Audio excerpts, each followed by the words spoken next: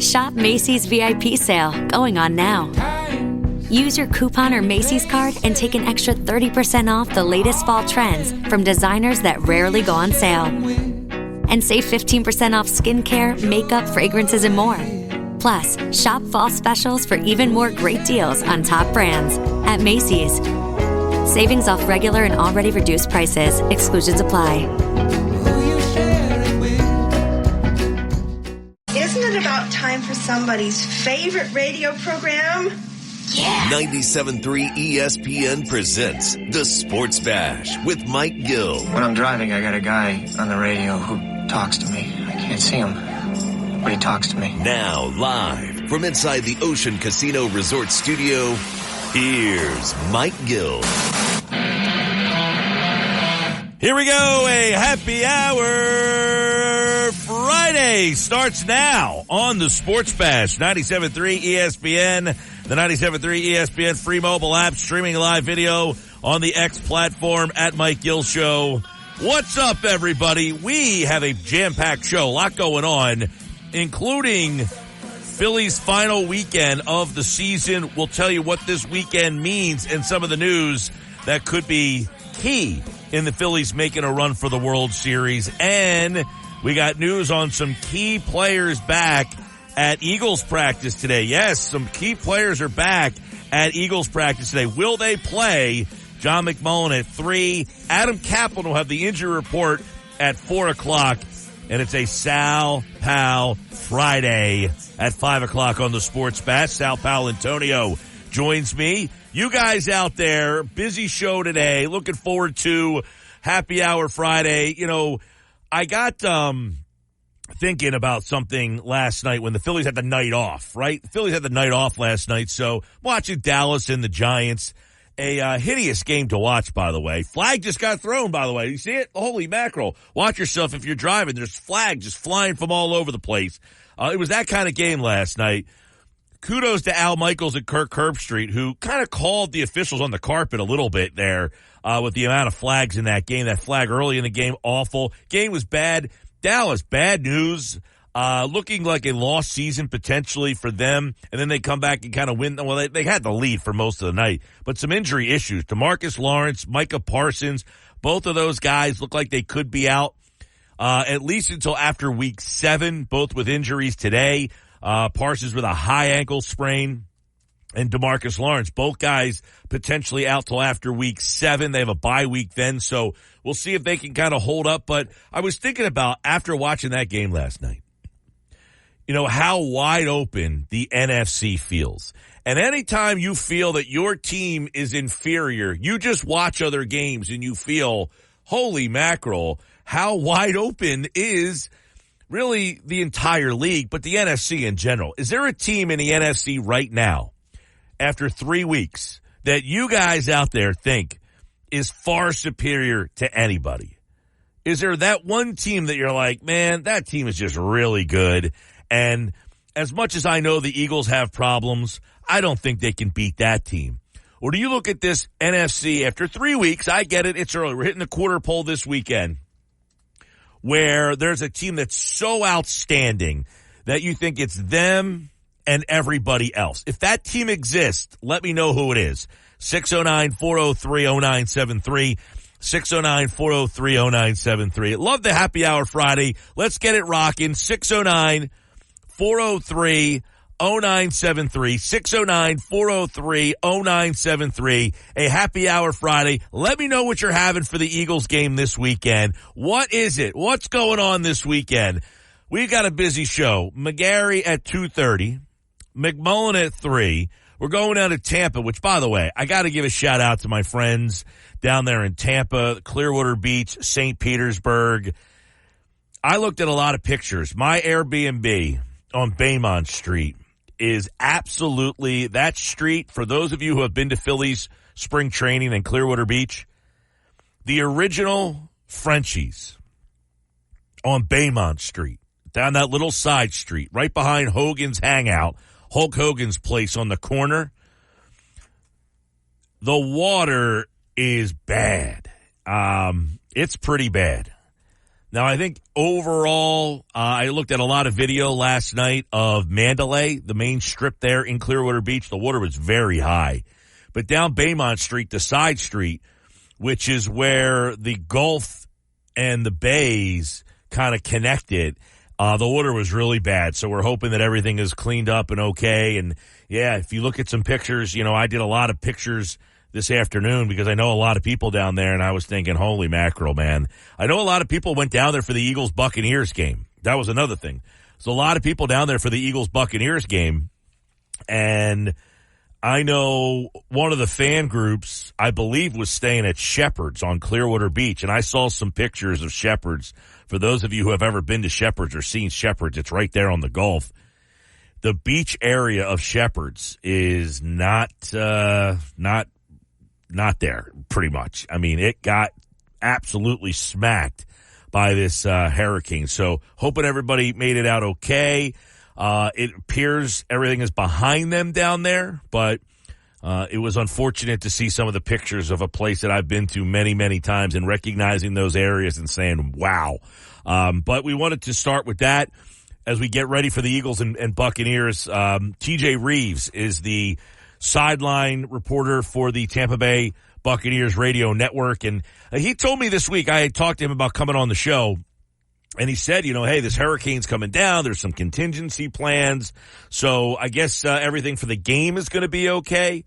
But we'll see how that affects the game. So big news around Tampa. 2 key players for the Buccaneers are out in the game on Sunday. That's Kalijah Kancey, who was, I believe, a second-round pick out of Pittsburgh for them last season. He was a guy that I think a lot of Eagles fans had thought about drafting when there was a possibility he was on the board. Kalijah Kancey was a guy that the Eagles had some interest in on draft day. And then the big one, Antoine Winfield Jr. is out for the game. On the flip side, A.J. Brown was back at practice today. Now, I don't know the extent of his practice. I think he was there when the media was allowed to be there. He had his helmet on. He was jogging around. I don't know how much he did. We'll talk to McMullen at 3 o'clock today to see if he has a better sense of whether or not, because Sirianni talked before practice today, and he said, hey, look, everybody is doing their best to try to play. That includes Lane Johnson. That includes Devontae Smith. And that includes A.J. Brown. All those guys were on the injured list yesterday as DNPs. None of them practiced yesterday. But A.J. Brown getting back out on the practice field, had his helmet on today. It was definitely a positive to see him out there. It was definitely a positive to see A.J. Brown. I don't know that means he's going to play, but you certainly feel that maybe with Smith. See, I think Smith is the one guy who's definitely not going to play. Now watch, he'll be the one guy that does play. But I think Smith is the guy that most likely will not play. And I don't know that they want to rush Brown. Like if Smith played, I don't think they would rush Brown back. But with Smith out, maybe they use Brown in like small I don't know. I don't want to speculate. But it was definitely, when I saw some of the videos today on the X platform of practice, and A.J. Brown was out there with his helmet on, I said, interesting. Interesting that he has a possibility now. That really changes from where we kind of our mindset was just a couple of days ago, right? 609-403-0973, 609-403-0973. A couple text messages coming in, 609-403-0973. Mike, happy hour Friday to the Sports Bash. Yes. Mike, what's your preference of the Phillies finishing 1 or 2? He says, I'm thinking the Brewers will play the Mets or the Braves. The winner will face the 2 seed. I prefer that matchup to traveling to play Arizona or San Diego, which I think we both believe would be a tougher matchup. So for me, 2 it is. So be it. They lose home field advantage to the Dodgers in the NLCS if the Dodgers advance. He goes on to say rest Harper's elbow and the other guys as needed. Well, there is a report out there I just read just moments ago that the Phillies do plan on resting some of their guys. Most of the guys are going to get a day off. The one guy is Nick Castellanos, who has played in every game this season. So there's a chance that he will, at least DH or play and then maybe get pulled in the game. But it sounds like, Phil, that the Phillies are not all that interested in the seeding. I think they take one, they'll take two, and just kind of go from there. The possibilities. So there's a lot of possibilities as we go into the final week of the season here. We're wrapping all over the place. Started with the Eagles. We're going to the Phillies. We'll get back to the Eagles' thoughts in just a second. But now that you brought this up, let me quickly give you some of the scenarios here on the last weekend of the series of the season. So the wild card right now, San Diego is going to be the first wild card. Okay, so they would play. San Diego will play the Mets right now. Now, the Mets in Arizona are tied. The team that is the third wild card. Right now, Arizona, I guess, is technically the third wild card by a 10th of a percentage, which is interesting because the Mets have 87 wins and they have 70 losses. The Diamondbacks have 88 wins, but they have 71 losses. So, percentage points, Arizona is the third wild card today. The Mets are the second. Atlanta has 86 wins, and they have 71 losses. They are one full game behind both of those teams. Everybody else is eliminated. So what does that mean in the final weekend here to the Phillies' possible scheduling? So the way it works is the Dodgers right now are 1, and the Phillies are 2. The Brewers, as the 3 seed, they are the worst division winner. Okay? They will play the worst wild card team. So right now, the Brewers have no idea what they're going to do. They could play the Mets because they're playing the Mets this weekend, right? The Mets are in Milwaukee, from my understanding, I think. So the Mets are playing Milwaukee this weekend. Then the Mets would have to fly to Atlanta to play a doubleheader on Monday. There's a possibility that the Mets could have to go fly back to Milwaukee and play the Brewers again on Tuesday. There's also a possibility that if the Mets end up as the 2 seed, that they would fly out to San Diego and play the Padres on Tuesday. Same thing goes for the Braves. The Braves could be 2 or 3. The Diamondbacks could be 2 or 3. They cannot be 1. I think the Padres have locked up the number 1 wild card seed. So I think it's the Mets, the Diamondbacks, and the Braves that are all playing for 2 spots, 2 and 3. 3 teams, 2nd seed, 3rd seed in the wild card.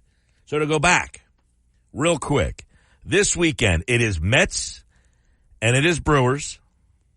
It is Braves. And it is, I believe they play, I want to say the Royals. Yes, they play the Royals. Although, hold on one sec. Let me double check on that. Yes, they play Kansas City. Yep. And then they play the Mets for 2 on Monday. So they each have 5 games left. Let's throw Arizona into the mix now. Arizona plays who? The Padres. Ooh, my word. I mean, you couldn't set it up any better than this, right? You got Padres, Diamondbacks. Yep. And you got Braves and Mets. And Brewers are in that too. Now, the Brewers have already clinched that they're going to be the 3rd team. They really have nothing to play for. But Arizona is 3 back of the Padres. I assume the Padres won that season series. That's why they're locked into the 1 seed. If Arizona sweeps this series, it doesn't matter. Correct. Gotcha. But Arizona still has something to play for if they care about seeding. Because the difference for Arizona is being the 3 seed playing the Brewers or being the 2 seed playing the Padres. Padres, correct. Would you rather be the 2 seed and play the Padres or the 3 seed and play the Brewers? I would rather be the team playing the Brewers if I'm the Diamondbacks. Right. So if you're the Diamondbacks, are you resting guys and hoping that you don't win any games? Seriously, you don't really want to be the 2 seed. Now I want to see who the scheduled starters are. But that's funny. Okay, so let's think about this for a second. To your point, there are no starters scheduled for Saturday and Sunday right now. But think about this.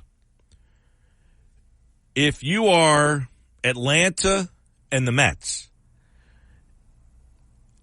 I don't know if in the back of your mind you're thinking, well, we don't really want to be the 2. We'd rather be the 3. But both of those teams are still, and all 3 of them still have to win just to get in. Like if the Diamondbacks get swept, Right. They're going to be out, possibly. Now, they could lose all 3 games if the Braves lose all 3 games. And they're playing Well, Kansas City. I could say lose all 5 games. Well, see, that's weird because the Braves have 5 games left, not 3. Right. Now, I will say Kansas City is still playing to lock up their wild card spot, too. So Kansas City's not going to be sitting on their hands this weekend. Yeah, the American League wild card standings, just real quick, because I know Detroit won last night, because I got to be perfectly transparent. Yesterday was the first time that I had even known that Detroit was in the wild card. Not only are they in it, they're 3 games up. So Kansas City and Detroit are pretty firmly in. They are both 3 games up on Minnesota. Minnesota would have to win out, and need one of those teams. So Kansas City and Detroit's magic number is 1. As long as they win one more game, they're in and Minnesota's out. I would have to imagine, because Minnesota is 3 games out. Well, Minnesota plays the Orioles this weekend, and the Orioles have clinched. They're the number 1 wild card team. And the Orioles have nobody's currently, it's all TBD for Saturday and Sunday. Well, Minnesota, fine, has a chance to sweep, but correct. Kansas City and Detroit are 3 games up. All they need to do is win 1 game. Because as long as they win 1 game, Minnesota can't catch them. Kansas City's got the break. Kansas City plays the break. 2 teams fighting for playoffs. And who does Detroit play? Detroit is also, and by the way, Kansas City is 85-74, and Detroit is also 85-74. Detroit has the White Sox. Oh, okay. Well, the White Sox have won 3 straight, by the way. They have 120 losses, but they're trying to not pad that 120 losses to go any further. And guess who's pitching tonight for the White Sox? I would imagine Garrett Crochet. That's correct. Which, I don't know if you guys went to our website today, 973ESPN.com, but there was a report that the White Sox did in fact offer Crochet to the Phillies in exchange for Andrew Painter, and the Phillies rebuffed that offer and turned it down. As the Phillies get ready for the playoffs right now, would you be rethinking that? Would you be saying to yourself, you know what would look nice right now? An ace left-hander that has over 200 strikeouts in 145 innings pitched this year, and get him cranked up and ready for a playoff series. I have zero interest in a player who is spitting out demands like he thought it was Greg Maddux when he's barely done anything in the sport. Yeah, I don't like all the demands, but do you like the pitcher? No, because I don't like his attitude. I think that people who have that kind of attitude are the kind of people who, once they get the bag, they're going to just stop trying as hard. Yeah, I mean, he's pitched pretty well this year. He's 6-12. The record's not great, obviously, on a team that lost 120 games, but his peripherals are really good. His whip is like 109. Oh, he's pitched great. The strikeouts are really low. I think he's just pitching for the expansion of the bank account. I think he's pitching for the love of the game. He could be. But would he have helped this starting rotation? Is that something that, like, hey, they went out and made a trade. They got Estevez, and he's a closer. They went out and got a right-handed bat. Hayes, probably not as good as you hoped, but they kind of left the starting pitching staff. We talked about it all year. That 5th spot in the rotation was an albatross. If they would have got Garrett Crochet, he probably would have been, I would imagine, the number 2. Nolo probably would have been your 3. Sanchez your 4, and then Suarez would have been your 5th guy. And maybe this race would have been over a couple of weeks ago. That sounds great on paper, but Dave Dombrowski said he was not going to make a move to disrupt this locker room. That said, I probably would have held on to Painter as well. I'm just, throwing it out there that there was a report today that the White Sox asked for Painter, and the Phillies said, no, thank you. We'll stick with Painter. By the way, real quick on Painter, he hit 99 on the gun the other day. He's going to go pitch in spring training next year, and he probably will be a part of the rotation. I would imagine he'll be the 5th guy next year. So Walker, I don't know what the hell's going on there. So we got all that. Real quick, McGarry's going to talk some Phillies. Last night his Giants lost. Man, that Giants team is bad. And Neighbors is awesome. And he got hurt. But he got hurt last night, and it was one of those There were where, a lot of injuries last night. Yeah, the Parsons and Lawrence and Neighbors, and the Neighbors injury was one. I hate that look where the face mask is like up against your face. That did not look good, although he did kind of get up and seemingly looked okay, but I hate to see that kid because he's so fun. Yeah, he's a lot of fun. He's awesome.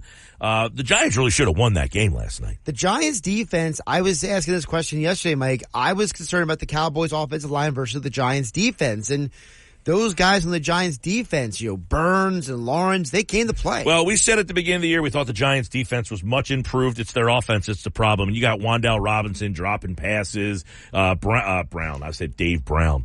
Wasn't he the Duke quarterback? He was a Duke quarterback. He was a Duke quarterback. Not Dan Brown. Daniel Jones. You had I the can right see the Giant school. listeners out there going, Dave Brown? We didn't even take him back. You know who Dave Brown's coach was? Who? Steve Spurrier at Duke. Oh, my goodness. Yes, you're right. That was before he got the Florida job. Dave Brown. But no, Daniel Jones last night, he's got a guy wide open down the field on a fly. He misses him. Or even on the fourth down play, the play that Neighbors got hurt on, the running back's Singletary's coming out of the backfield. He's open. You hit him. He goes out of bounds. They're just not very good. By the way, Brian Daboll, Ozempic? Wegovy? Something. Can he give him over to me? Can he get me a prescription? My man lost a ton of weight. You didn't notice that Daboll looked like a different guy. Oh, no, he looks like he lost weight. But, I don't know. You think he did it naturally? I think he's got access to pretty good people. Oh, come on. That was a pretty quick turnaround. Listen, man. What do you mean? He had access to the same good people last year. Nothing changed last year. All of a sudden from last year to this year, he lost like 70 pounds. That guy lost a ton of weight. Well, maybe he's listening now. I don't know, man. You don't believe that it was just random that he spent an offseason and lost weight. I think from last offseason to this offseason, how prevalent it is to be able to get Ozempic or Wegovy and how quickly he dropped that weight. You're saying it's the pills. I don't think it's a pill. I think it's an injection. For the people who use an injection. Yeah. Well, I think comes both in of a them. pill as well, I thought. I don't know. I don't know. Obviously, I'm not using either one of them. That's pretty obvious. But he obviously is. I don't think there's any question. Even from the Hard Knocks. From the Hard Knocks to now, I said that's not even the same guy. I think he lost at least 30 pounds from Hard Knocks to now. That was a month ago. Or 2 months ago. July, maybe the off season. They were talking about the draft, so April. Yeah, that would have been filmed in April. Yeah, but the May. show was on in July. Right. So April, May, June, July. So in 5 months, it seems like he's lost about 30 pounds. That's pretty aggressive. Well, as a National Academy of Sports Medicine certified personal trainer nutritionist myself, Mike, I will tell you that studies show that you can lose a pound a week. Yeah, that's fair, but I don't think that Brian Daboll all of a sudden I don't think he put the work in to lose a pound a week. Oh, okay. I think that he has been helped taking out. Something. I think he's been helped. He looked great. Good for him. His team stinks. 223 Sports Bash Live, 97.3 ESPN, the 97.3 ESPN free mobile app. He's preparing for the TV career. Well, some people think he's going to be going on a TV career faster than he might like to if that team keeps going the way they are. Sports Bash Live, 97.3 ESPN, the 97.3 ESPN free mobile app, streaming live video on the X platform. At Mike Gill Show. We've got Sal Pal coming up tonight. Check him out, 5 o'clock, Sal Pal Friday. I want to tell you about some unbeatable lease offers from my friend Rocco at Key Acura of Atlantic City. Now through really the end of the month, which is Monday, your last chance to get this deal. 2025 Integra, $399 a month, $29.95 down. If you need a little bit more room, they got an RDX 2024 all-wheel drive, brand new for you, $393 a month, $49.95 down. Visit Key Acura, Atlantic City, Tilton Road in EHT. The small but friendly dealer, see dealer for details. When we come back, Mike McGarry from the Press of Atlantic City. What does he want to see from the Phillies this weekend? Should they play? Should they hold their guys? Does he have a preference of teams that they should match up with? That's all coming up right here on the Sports Bash. You're listening to the Sports. Wesley Financial Group is not a law firm. Are you a victim of the timeshare trap and think there's no way out? I'm Chuck McDowell, founder of Wesley Financial Group, and I'm here to tell you that there is a way out. I will send you a timeshare exit information kit absolutely free, explaining how the timeshare industry works and your options for cancellation. Get the facts. For your free timeshare exit info kit, go to iCancelTimeshare.com. That's iCancelTimeshare.com. iCancelTimeshare.com. with Mike Gill. Never thought this radio stunt would catch on so big. On 97.3 ESPN. 2:30 Sports Bash Happy Hour Friday. I'm Mike Gill. What's up, everybody? Jeff in Ocean City. 2 points for Mike, connecting Dave Brown and Steve Spurrier on a Happy Hour Friday. Tonewood Fuego for Jeff in Ocean City. Prayers for Florida. Yeah, Jeff, good one there. Tonewood Fuego, top of the list there, buddy. 2 points, Dave Brown and Spurrier on a Happy Hour Friday. Well, I'm not drinking, Jeff. My brain is still where it normally is, which I guess for most listeners would be about average. Some listeners high, other listeners very low. Mike McGarry from the Press of Atlantic City joins me now as we get look at the weekend here on a Sports Bash Friday. Happy Hour Friday to you, Mike McGarry. What's up, buddy? Hey, how are you, Mike? All is well. Final weekend of the baseball season. We have finally made it all season long. All the ups, all the downs. Here we go. Final weekend. How should the Phillies play it this weekend? Are you playing for seeding? Are you resting guys, knowing you have a whole week off to rest guys? Apparently they are going to sit some guys this weekend. But would you, Mike McGarry, be saying, no, I only got so many at-bats left in the year, then I got a week off. Everybody's playing. We're going to play this thing out, try to get the number one seed, or is that not so important? No, I'm playing people, but I'm making sure my number one goal is to ensure that everybody is healthy and at their best, a week from tomorrow when the postseason starts. I'm not really going to get caught up in who's the number one or the number two seed. They've got the bye. They've got the time off. They've got guys who are banged up that could use the rest. They've got pitchers who have thrown a lot of innings the past couple of years that can also use the rest and the extra days off. So I'm not going all out for that number one seed. If the opportunity presents itself, I'll seize it. But mostly I'm just making sure that everybody is healthy and ready to go on Saturday when the division series starts. Yeah, I know that, this weekend you're supposed to see Wheeler, Nola Saturday, Sunday. Are those guys throwing for you? Yeah, I mean, I put them out there because they're going to have a week off to recover, right? I think, Wheeler goes tomorrow and Nola on Sunday. And, of course, Wheeler would go game one on Saturday. So I'm going to see how he throws. I'm going to see what kind of stress he's under in the innings. If he's sailing through, I'd let him go 6-7 innings. If he's pitching high-stress innings, if he's got 100 pitches by the fourth or fifth inning, maybe I'm getting him out. But I'm just going to see how he pitches, how they both pitch, how the ball's coming out of their hands, what kind of stress that they're throwing in, because they will have a week off, to get ready for the postseason. I know there's only 3 games left, but is there anything left for you to see or that this team needs to kind of find out, answer? I know the Hayes stuff you and I talked about the other day. Now, it looks like Hayes played left and Marsh played center. I'm not a big fan of that decision, but is there anything over the final 3 days that Rob Thompson still kind of needs to figure out? Bullpen, lineup, or do you think this thing in his mind is pretty much set? No, I think it's locked down, right? I mean, the question is, just some items that they have to sort of ponder is who's going to be that, if they do keep the extra bench guy, who's that guy going to be? And, what's going to be the pitching rotation for the division series? Now, I would go Wheeler. I would throw Sanchez at home in game 2 and save Nola for game 3 on the road. The home road stats with splits with Sanchez are dramatically better at home. Nobody connected with the Phillies can really figure out why it is, but why question it? Just roll with it this year. Plus, if the series is 1-1, going on the road for game 3, you've got Nola and all his playoff experience set and ready to go in game 3 on the road. Or if it's 2-0, you got Nola in the clinching game right there. So I like throwing Sanchez in game 2, but I really think, this team is set. Everybody knows their roles. It's just a matter of, do they get it done in October or do they not get it done? Mike McGarry from the Press of Atlantic City, pressofac.com. All right.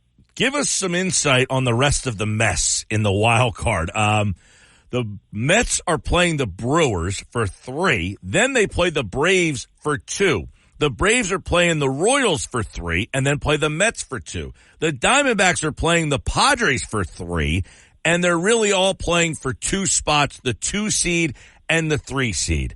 Who's rooting for what and what has to happen? Do you even know the puzzle pieces and how they might fit to get the Mets to 2 or the Braves to 3 or the Braves to 2 and the Mets to 3 or the Diamondbacks to 2?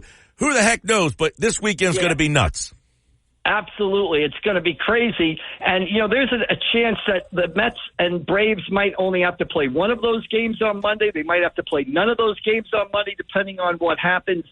So your guess is as good as mine as to how this unfolds.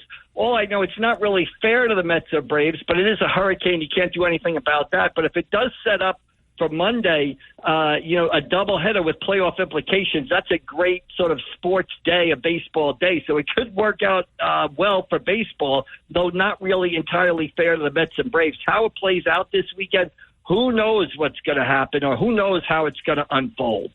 I don't know. If you're the Mets, do you just want to get in? I mean, because there's that Alzos thing. I don't think anybody wants to play the Padres. So is the 3 seed the more desirable spot in the wild card? Well, you could say right now, like we said, that to be on the 2-3-6 side is better than being on the 1-4-5 side, right? Because you avoid the Padres, who are probably the hottest team in the National League. But then we've seen teams go into the playoffs hot and not play well. We've seen teams go into the playoffs cold and all of a sudden get hot.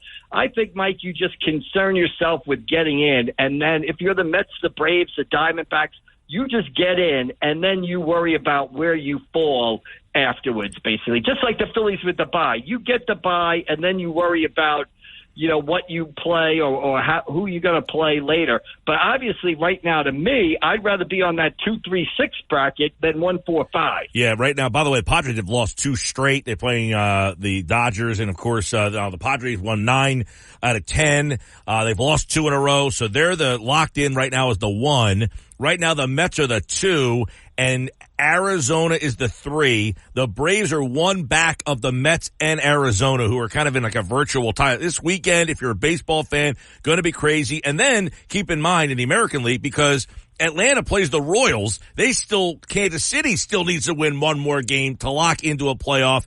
And then you've got Detroit in the mix as well. Detroit is playing, I think, Chicago? Are they playing the White Sox? The White Sox. So they need to win one of those to get in. So it's going to be a crazy weekend in baseball there. By the way, real quick, there was a report today, ESPN.com's Jesse Rogers, that the White Sox offered Garrett Crochet to the Phillies for Andrew Painter. The Phillies balked on that deal. As you enter the playoffs, hindsight 2020, would you have taken that deal? Painter, and I know probably others, for Garrett Crochet?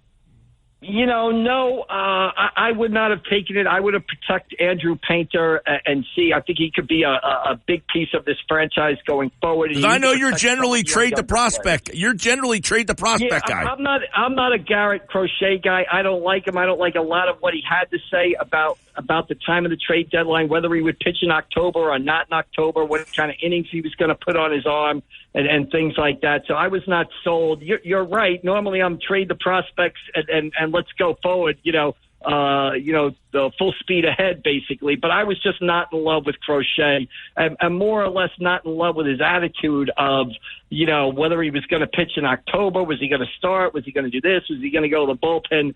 Just a lot of maintenance with his request, and I didn't think he was a good enough pitcher to sort of, bend over backwards for that. All right, Mike McGarrett from the Press of Atlantic City, PressOfAC.com. Let's get some thoughts on the football, both last night and this weekend. We'll get to the Eagles' thoughts from you in just a second, but the Giants and the Cowboys last night. I don't know that you left impressed with either one of those two teams, but certainly the Giants, who just can't seem to score.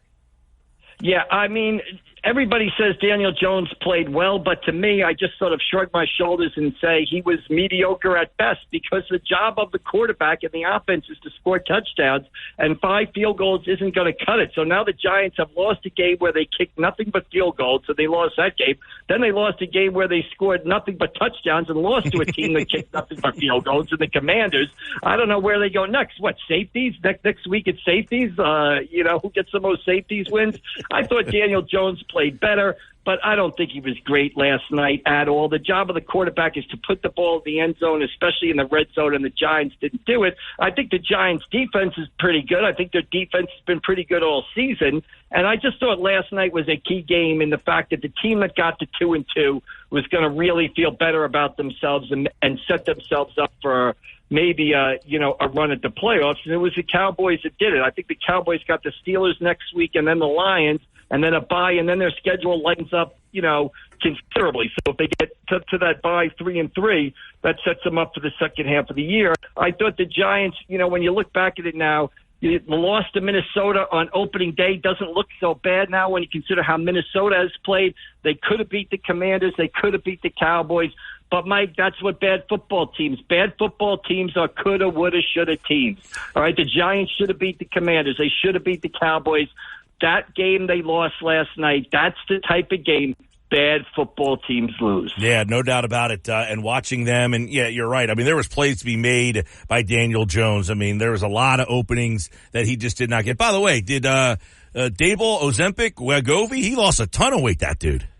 Yeah, I don't know what he did in the offseason, but holy mackerel. He definitely did lose a ton of weight. I wish he picked up a few better calls in the red zone, however, to help us out there, basically. I like Dable, man. I don't know if he's going to make it through this thing. I loved when they hired him, and I think, that whole situation, they made that the playoffs a couple of years ago, fool's gold, and now here they are. We'll see what happens with them. By the way, Micah Parsons and DeMarcus Lawrence both out probably to at least week 7 for Dallas. So that team banged up. Giants, not so good. This NFC East, a mess right now. Let's look at the NFC East. Philadelphia going down. A.J. Brown back at practice today. 2 key Buccaneers out. It just feels like a weird game to try to figure out what's going to happen here. But the Eagles have not fared well against Tampa, although they did beat them last year in the regular season, and they got beat by them in the playoffs here. This feels like one of those games where who knows what's going to happen. Yeah, I would agree. You don't know what exactly. Both teams have been pretty unpredictable so far this season. You don't know exactly how this is going to unfold. Will they kick the field goals this week? Will they not kick the field goals? Baker Mayfield is unpredictable. Jalen Hurts is unpredictable at quarterback. They both have a propensity to kind of turn the ball over. I guess the best way to go is, which team do you believe is going to be 3-1? If I had told you before the season, either the Eagles or Tampa Bay is going to be 3-1 4 weeks into the season, who would you have picked? Most people would have said the Eagles 3-1 over Tampa 3-1. So this is an opportunity for the Eagles to go down there and win a game. The last time they were down there, I thought they were going to win. It didn't fare so well for them. So I agree with you. I have no idea how this thing is going to unfold. And the reason I don't is the quarterback play of both teams. I think Hurts has been unpredictable and turned the ball over in big spots. And in other spots, he's made big plays. But that unpredictability is just not a comforting feeling, I think, for either team. Mike McGarry from the Press of Atlantic City, pressofac.com. We'll get his thoughts on the high school football weekend in just a second, but check out his must-win column, 2 moves the Phillies need to make for postseason success. What do you got? Well, number one, it's Austin Hayes and Brandon Marsh platooning in left field and Johan Rojas playing every day in center field. His defense is a difference maker, and it's a bigger difference maker in the postseason, where one run can be the difference between advancing and getting eliminated, and he can save that one run with his glove. And the other thing, the other move, we talked about it earlier, Christopher Sanchez in Game 2. His stats at home are a lot better. Nobody can figure out why. Don't question it. Just go with it. I like Sanchez in Game 2 at home, and I like the veteran Nola in that Game 3 spot. So those are the 2 moves I think they've got to make to sort of set them up for postseason success. Are you worried about Estevez closing games out in the playoffs? Absolutely, 110%. He doesn't miss bats, and I just think him going through a key part of another team's lineup is going to be white-knuckle time. And I wouldn't be surprised if you saw Hoffman maybe go through, if you got the other team's 2, 3, 4 hitters coming up in the 9th inning, I wouldn't be surprised to see Hoffman and Estevez kind of switch roles there, because Hoffman is a guy who misses bats, gets strikeouts. But, yeah, I am worried. Carlos Estevez, to me, there's going to be a game in the playoffs where Phillies fans are going to be gripping the armrest, gripping the seat of the stands and stuff like that, and kind of holding their breath to see if he can get out of the jam and close down the game. I have my doubts about him in the postseason. All right, Mike McGarry from the Press of Atlantic City. What's happening in the high school football world this weekend? Yeah, another big night. We've got number 1 versus number 2 in our Elite 11. Millville hosting Winslow Township at 6 p.m. out at Millville. I'll be headed out there as soon as I get off the phone with you. Should be a great game. A lot of college talent on the field. Winslow's got a couple of Division I guys. Of course, Millville's got Lothier Brooks committed to Alabama. So you get out to Millville and see these guys play now before you got to watch them play on TV on Saturdays in the future. Other big games, Mainland St. Augustine, huge Cape Atlantic League game. Cedar Creek goes to Holy Spirit, another big game. Cherokee at Atlantic City, another big game. And tomorrow you got Oakcrest Absegami renewing their rivalry noon at Absegami. So a lot of really good high school football this weekend. All right, great stuff in the coverage from Mike over at the Press of Atlantic City, pressofac.com. Monday, we're back. We'll have all the playoff matchups. Maybe the Mets and Braves might still have something to say about that on Monday's show, but we'll talk about it here on the Sports Bash. All right, Mike, thanks, buddy.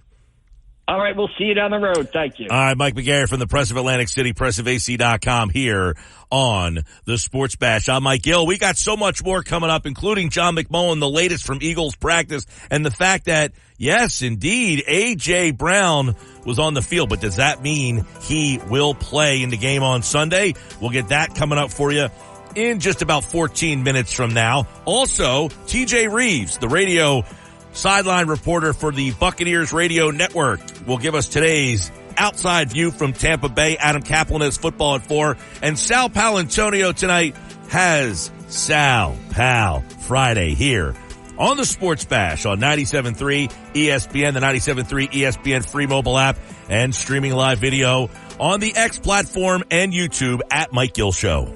You're listening to the When you need mealtime inspiration, it's worth shopping Baker's for thousands of appetizing ingredients that inspire countless mouth-watering meals. And no matter what tasty choice you make, you'll enjoy our everyday low prices. Plus, extra ways to save, like digital coupons worth over $600 each week and up to $1 off per gallon at the pump with points. So you can get big flavors and big savings. Baker's, fresh for everyone. Fuel restrictions apply.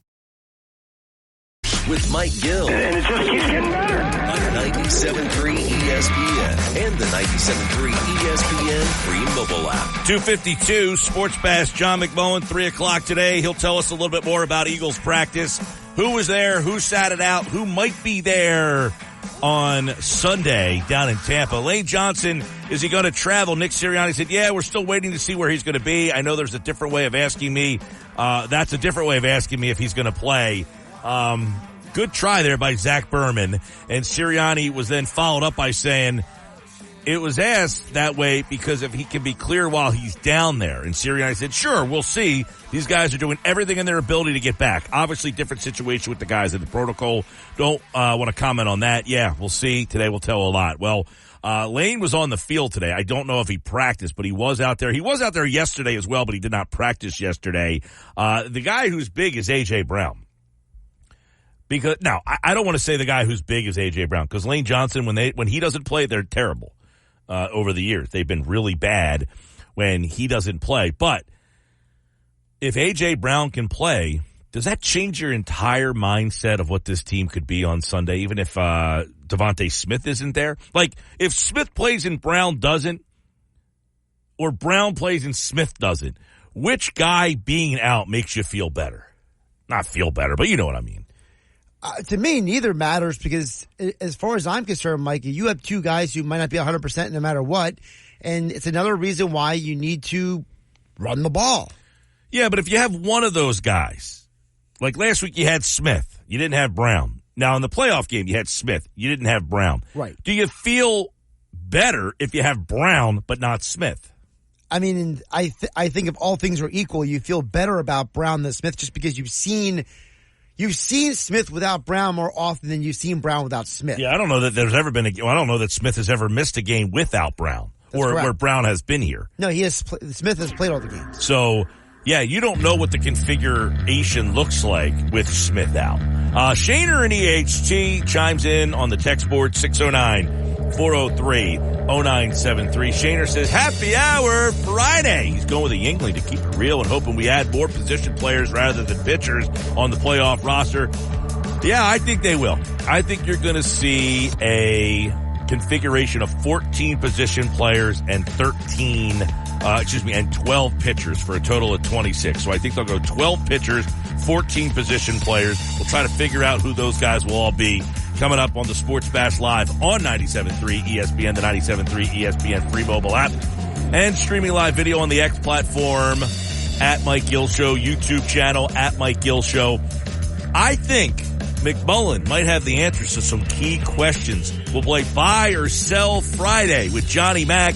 That's coming up next on the Sports Bash. This is the Sports Bash with Mike Gill on 97.3 ESPN and the 97.3 ESPN free mobile app. Now live from inside the Ocean Casino Resort Studio, here's Mike Gill. All right, 3 o'clock, Sports Bash Live, 97.3 ESPN, the 97.3 ESPN free mobile app, streaming live video on the X platform and YouTube at Mike Gill Show. Happy Hour Friday. Hopefully everybody's involved in some way. Going to be a good weekend with the Phils finishing up and the Eagles down in Tampa.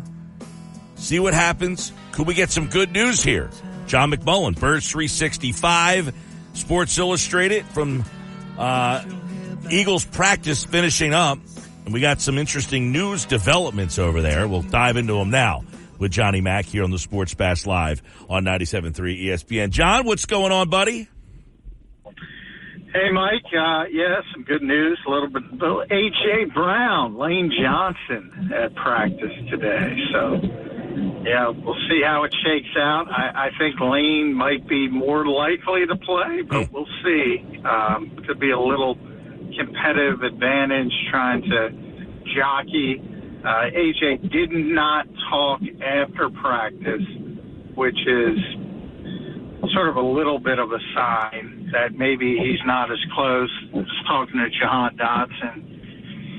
He mentioned AJ was running routes on air basically at practice, so he was practicing in some form, but didn't sound like a heavy workload practice. So going to be interesting, but the Eagles in competitive advantage. And meanwhile, Todd Bowles is out there ruling people out right away. Yeah, I was going to say we'll have updates on the Bucs because they have some big names, 2 big names, 1 really big name that will not play. Let's go back. A.J. Brown, you mentioned running against it, but the fact that he was out there, helmet on, doing stuff, was that even a surprise that he's possibly close? Yeah, I don't think any of us expected to see him this week after he missed the first 2 days of practice and the fact that he showed up on a Friday. Before I think the presumption was, because of the calendar, because the Eagles have a bye week coming up, you play it as cautious as possible. And ultimately, if I'm a betting man, I'm still going to go that route for the Eagles. Well, it's unlikely Devontae Smith is the name we haven't mentioned. He was not at practice, so it's very likely he's not going to play. So then all of a sudden you don't have both of them. Makes it easier from a game planning perspective for the Tampa Bay Buccaneers. So maybe you just want to put that sort of threat of A.J. Brown potentially playing into the Todd Bowles' mind, and maybe you get a slight advantage that way, but boy, the Eagles take that stuff too seriously. I would say. John McMullen with us here. I guess, I think the answer seems obvious here, but if one of the receivers played, Brown or Smith, which one is more beneficial? Because we've seen the team with Smith and not Brown. If Brown played and Smith didn't, do you think that would change and help the offense in any way? Well, yeah, I mean, I don't want to downgrade Devontae. He's a very good player, but I think A.J. Brown is the best player on the Eagles, the best overall player on the Eagles, regardless of position. So I don't think it's even by any stretch of the imagination. I think, A.J.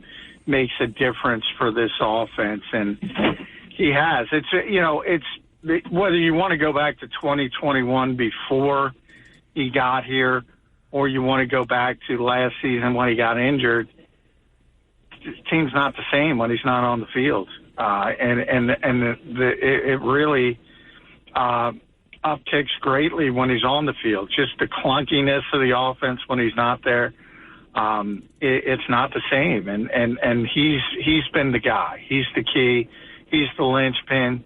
He's the number one guy on offense, and that includes Saquon Barkley.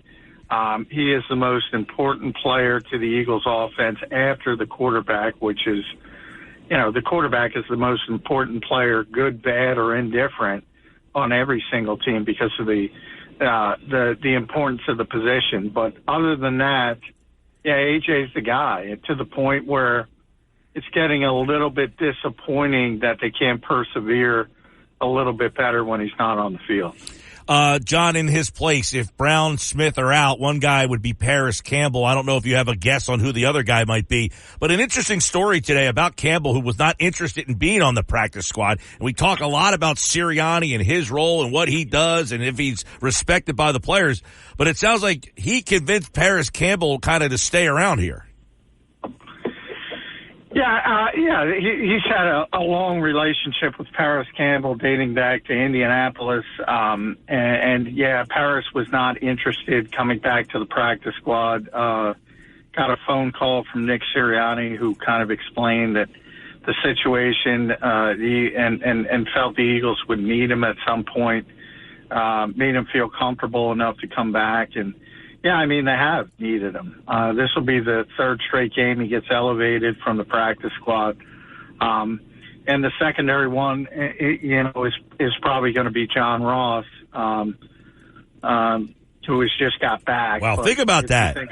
Think about John Ross might be out there helping you out on Sunday.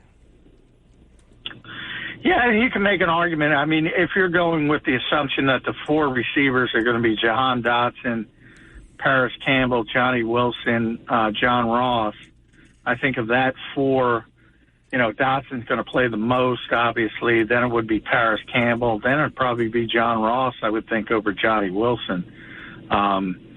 It's not a great situation when you don't have A.J. Brown and Devontae Smith, to say the least. And you probably have to, go about offense a different way. You'll see a lot of 12, 13 personnel with Grant Calcaterra, Jack Stoll at tight end, a lot of leaning on Saquon Barkley.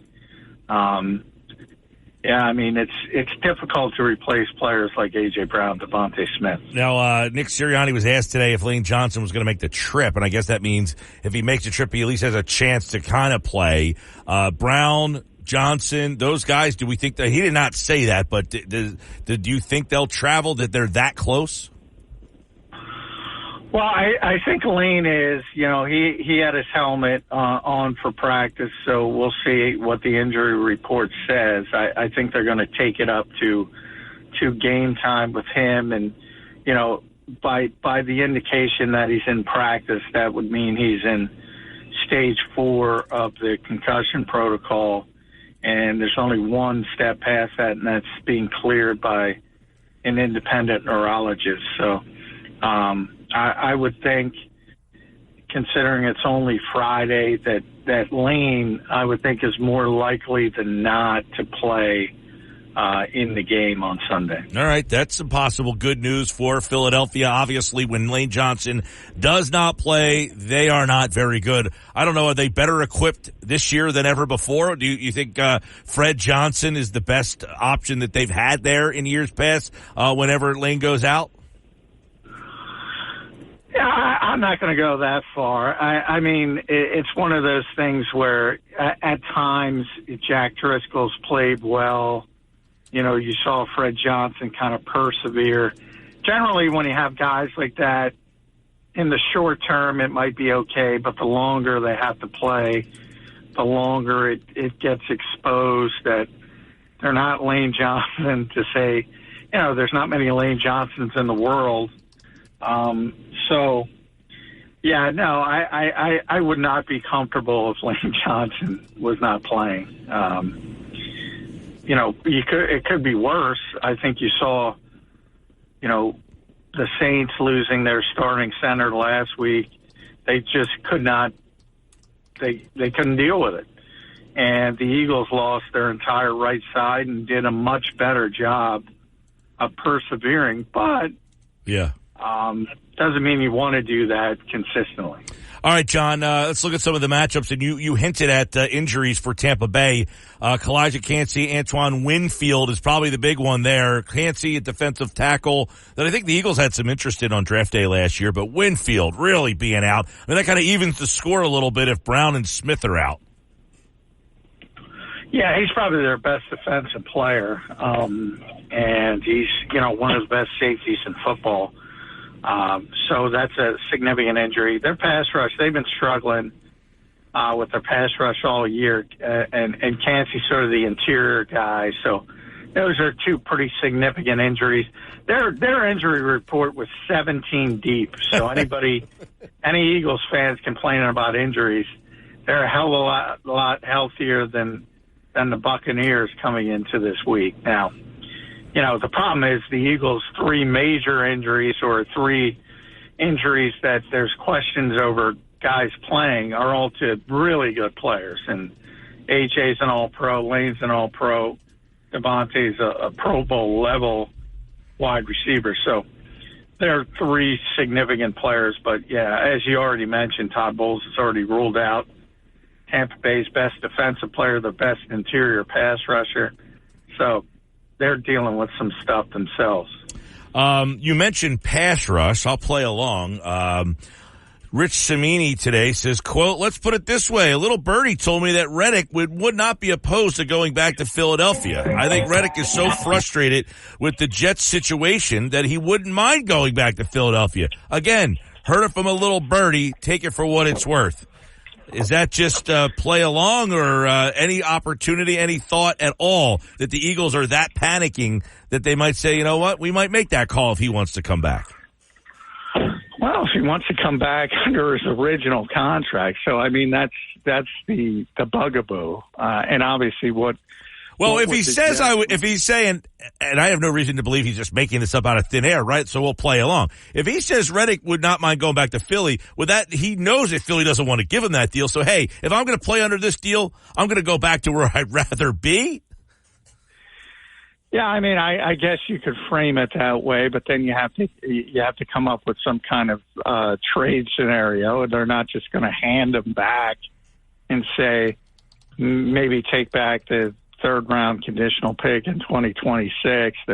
I've even seen people say, hey, maybe you can give him back price up. I don't think that works. So it's very unlikely.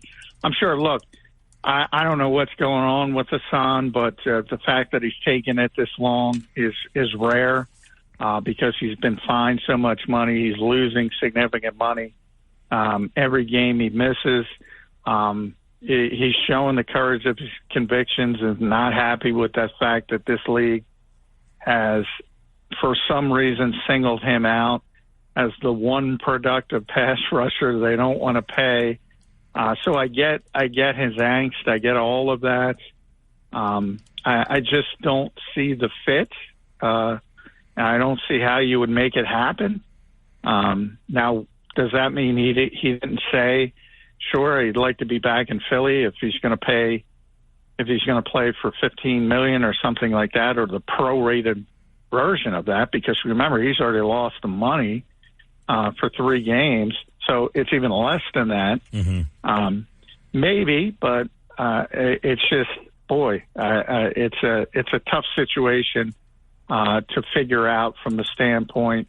And the Eagles certainly haven't gotten any production from Bryce Huff, so that's a disappointment.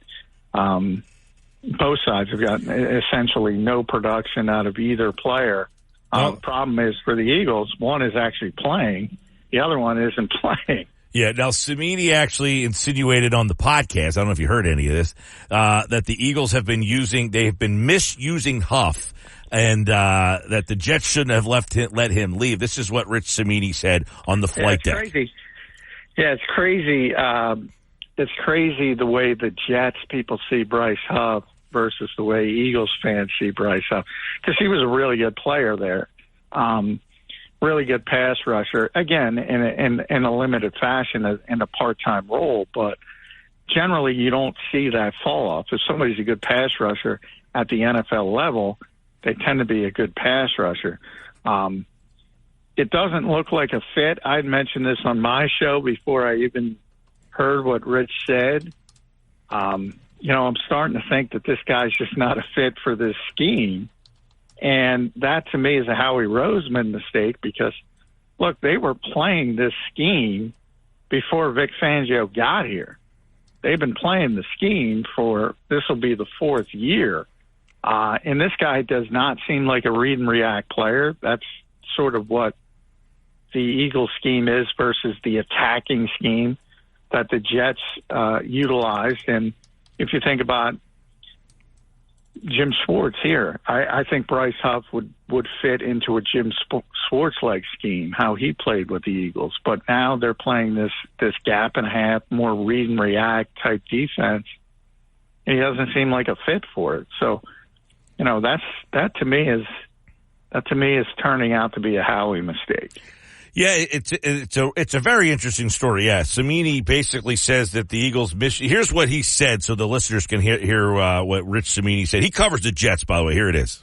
Bryce Huff, he's done in 77 snaps what Hassan Reddick has done with no snaps, which is nothing.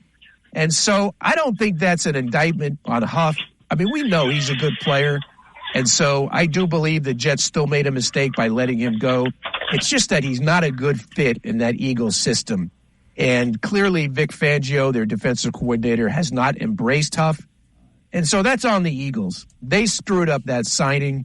They've taken a good player and they're misusing him. All right, yeah. So there you go for the listeners out there. They basically said they screwed this up and they've misused them. So as you look back at this, you're saying that maybe Roseman miscalculated how he would fit into this this defense.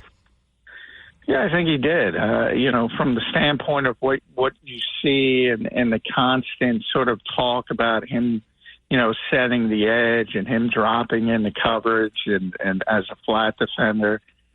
He's not good at that. But what he is good at is going straight ahead, or what he has been, and going after the quarterback. Interestingly, you could say the same thing about Hassan Reddick. And Hassan fit into the scheme with mainly Jonathan Gannon, but also to a certain level with Sean Desai and Matt Patricia, not to the same level, but still effective. And they at least were able to utilize Hassan Reddick as a pass rusher. And, yeah, it's one of the few things I can criticize Vic Fangio for. You got to find a way how to utilize the guy. And he hasn't found that way. And if you look at the stats and how much he's been sort of asked to set the edge and run defense, it just doesn't make sense. Yeah. Jonathan Gannon didn't ask Hassan Reddick to set the edge in the run game, in run support very often.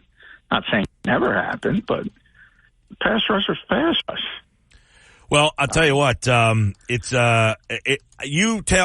said something yesterday that stood out to me and some of the listeners about pitch count and being cognizant of that for Saquon Barkley. I guess the same goes, because you said something in training camp. Hey, Brandon Graham last year, empty the tank, but I don't know that you can play him more than you're playing him now, but you might need to if you don't trust Huff.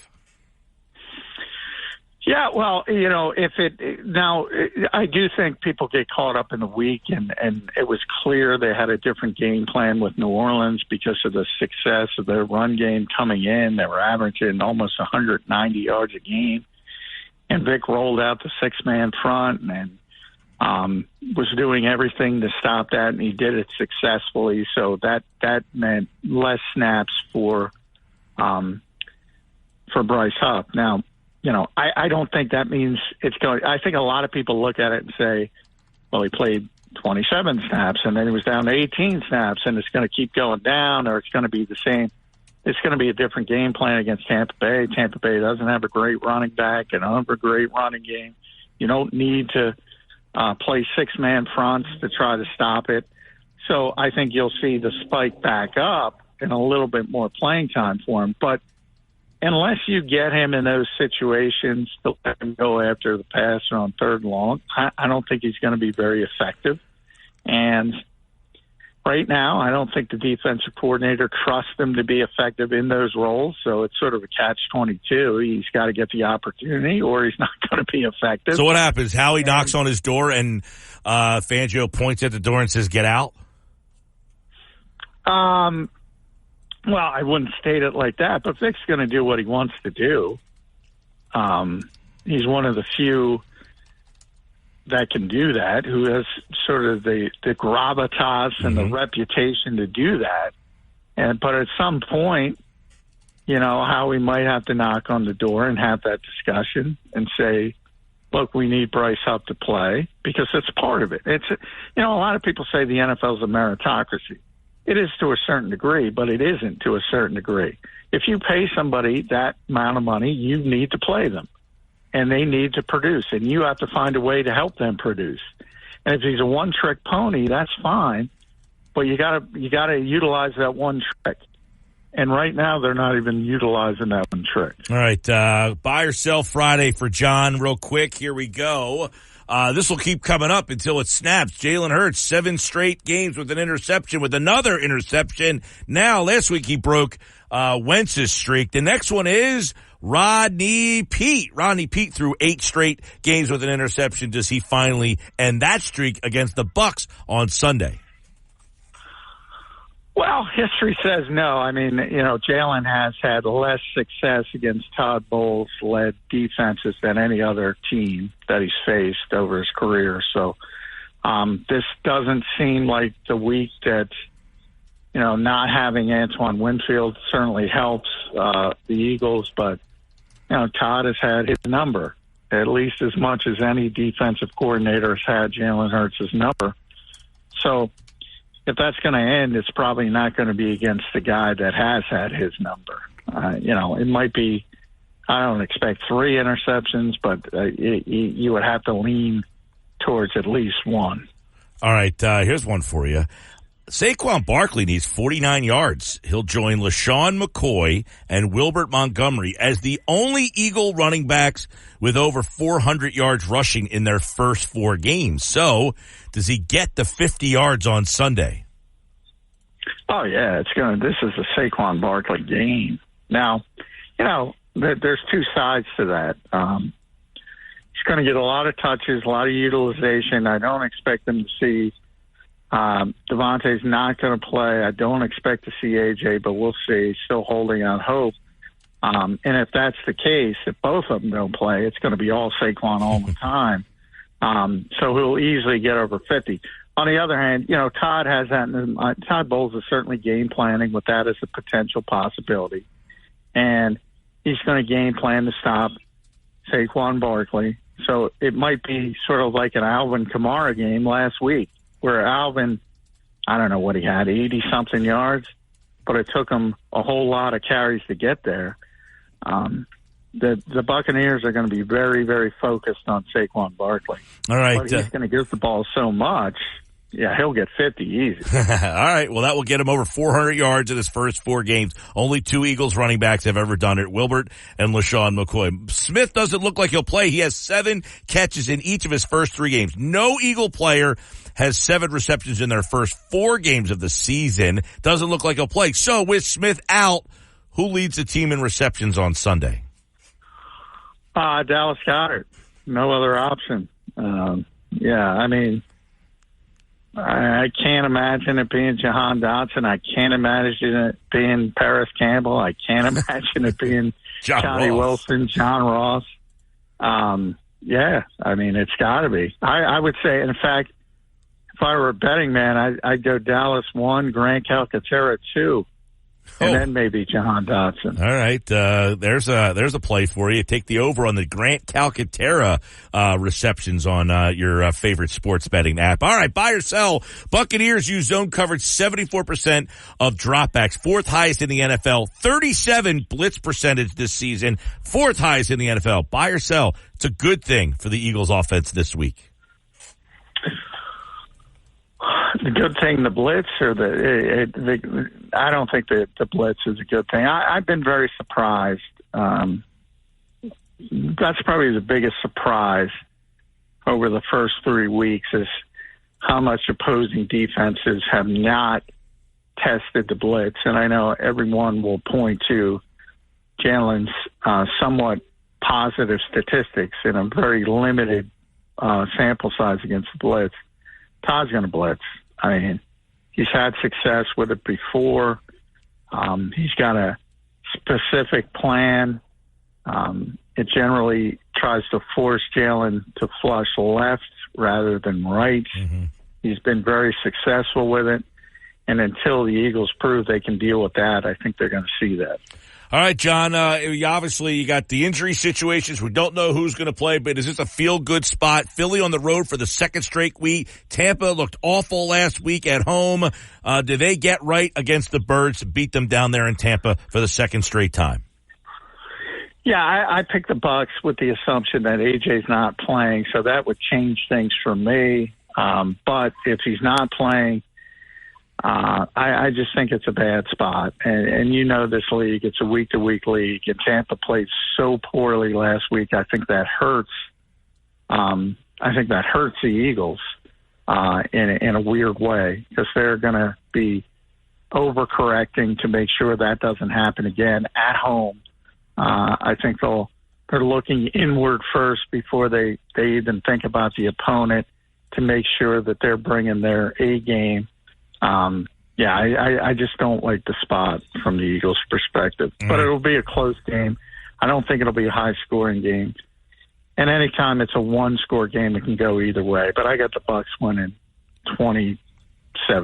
All right, there's Johnny Mac's pick here on the Sports Bash Live on 97.3 ESPN. He's back on Monday. We'll recap it all. And, of course, Eagles-Bucs are on 97.3 ESPN. All right, John, enjoy the weekend. All right, thanks, Mike. There's John, and, of course, he's back on Monday. And John McMullen here on the Sports Bash is brought to you by our friends over at Boardwalk Honda. Shop their lineup of new, pre-owned, and certified pre-owned Hondas online at BoardwalkHonda.com. John McMullen here on the Sports Bash. Coming up tonight at 5 o'clock, Sal Paolantonio joins the show. We got Sal Pal Fridays for you here on the Sports Bash. But when we come back, it is the Outside View. TJ Reeves from the Buccaneers Radio Network joins us for the Outside View of Tampa. That's coming up next here on the Sports Bash. It's the Sports. When you need mealtime inspiration, it's worth shopping Baker's. For thousands of appetizing ingredients that inspire countless mouth-watering meals. And no matter what tasty choice you make, you'll enjoy our everyday low prices. Plus, extra ways to save, like digital coupons worth over $600 each week and up to $1 off per gallon at the pump with points. So you can get big flavors and big savings. Baker's, fresh for everyone. Fuel restrictions apply. Mike Gill. And I am the voice of the voiceless. On 97.3 ESPN and the 97.3 ESPN free mobile app.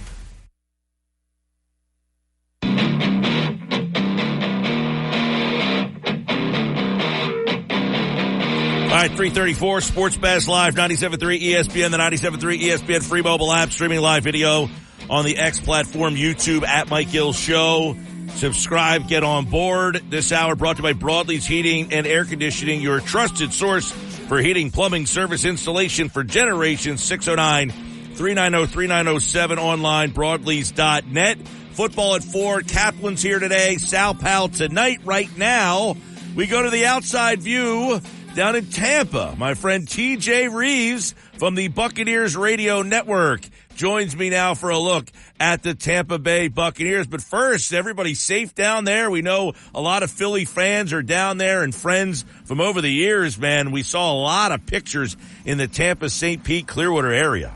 Man, oh man, good to be with you. And it has been a nasty last 24 hours or so, Mike, with Hurricane Helene that did not even hit the Tampa Bay area or the west coast of Florida. It stayed basically 70 to 100 miles to the west of us, and then it hooked into the state right up at the Panhandle, right by Tallahassee. And this thing has done tremendous storm surge damage, flooding damage to St. Petersburg, Clearwater, all up and down the west coast, Sarasota, northern counties. And now it has whipped through Georgia, the Carolinas, and Kentucky and Tennessee. It touched 6 states in less than 16 hours. So this has been a serious storm.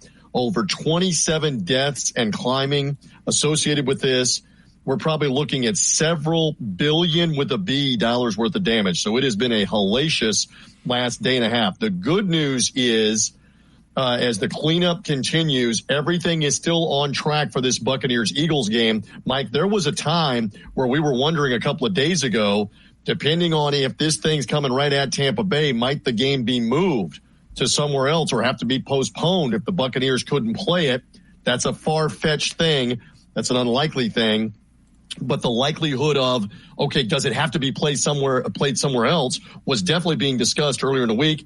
So the good news is, even with the damage and the awful stuff that's gone on, it appears that we'll still be good a couple of days from now for the Eagles and the Buccaneers in Tampa. All right, TJ, with that, here, Nick Sirianni likes to play coy with the injuries. A.J. Brown, he was at practice today, maybe. Lane Johnson, maybe. He doesn't like to show his cards. Todd Bowles, on the other hand, he already announced that 2 key guys are out, Cansey and Winfield. How big of a loss? It's a laundry list of injuries in Tampa this week. Yeah, there are a lot, and those guys have not been able to play the last couple of weeks, and Cansey is a calf injury that is the same injury as last year that hurt him at the beginning of the season last year. He didn't play in the Eagle Monday night game a year ago. Winfield, it is a foot ankle problem, and this is going to be a 3rd missed game for him. The belief is Winfield was back in a limited role at practice. They may have him available for the Atlanta Thursday night game that's coming now in a few days. The good news is Vita Vea is able to practice, who's the outstanding all-pro defensive tackle. He didn't play against the Broncos last week. He didn't play down the stretch of the Lions game with a knee sprain. It is believed that he has a chance to play Sunday. We will know more on Sunday as he warms up, etc. Is he active or not? So that would be a plus. And the Buccaneers right tackle Luke Gedeke returned to practice the last couple of days, and it appears after 2 weeks gone with a concussion, he will clear concussion protocol. And your audience probably knows, you and I were talking about this, without Gedeke in there, Aiden Hutchinson had not 1, Mike Gill, not 2, but 5 sacks in the game in Detroit. And last week, the Broncos, not just 1 player, but the Lions as a team had 7 sacks of Baker Mayfield. So the line would be better with Gedeke. We got to wait and see if he clears concussion protocol for the game Sunday. Yeah, it's funny you mentioned that because I was going to bring that up, TJ. The Eagles, no pass rush this year. They've got nothing. Bryce Huff, $51 million. And realistically, Hassan Reddick, who he replaced, they have the same stat line, 0s across the board. Is this a week, though, where Philadelphia can get some pressure finally? Jalen Carter, big week last week against the Saints. McCoy, the center, went out. Is Carter a problem for the Bucs on that line? He could be. And Denver gave the interior Buccaneer offensive line all kinds of problems last week to go back to that game. They've got to be better between center and the 2 guards here in this game, because it blew up a lot of what Tampa Bay was trying to do in the first part of the game, where they fell behind 14-0, 17-0, couldn't protect Baker Mayfield, couldn't run the ball, couldn't pick up a first down. It was a mess. So you would figure the Bucs are refocused. They get Gedeke back. They've got a rookie center, Mike, in Graham Barton, a first-round pick, who's a fantastic prospective center, but he's only playing in his 4th game coming up this week, and he got a real dose of what it can be like against a behemoth defensive tackle right on top of him in the middle of the Buccaneer offensive line. So you're honing in on a matchup that we'll be watching closely, obviously, Sunday. One other thing, you take a look at the numbers. I'm sure everybody's heard about Bowles against Hurts.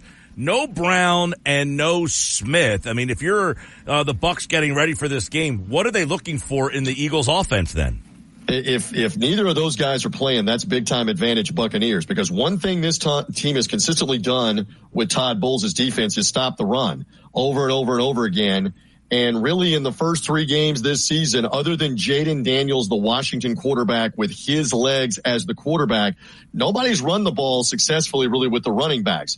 The stats last week are skewed because the third string Bronco running back broke off a 40-yard run with them trying to run out the clock.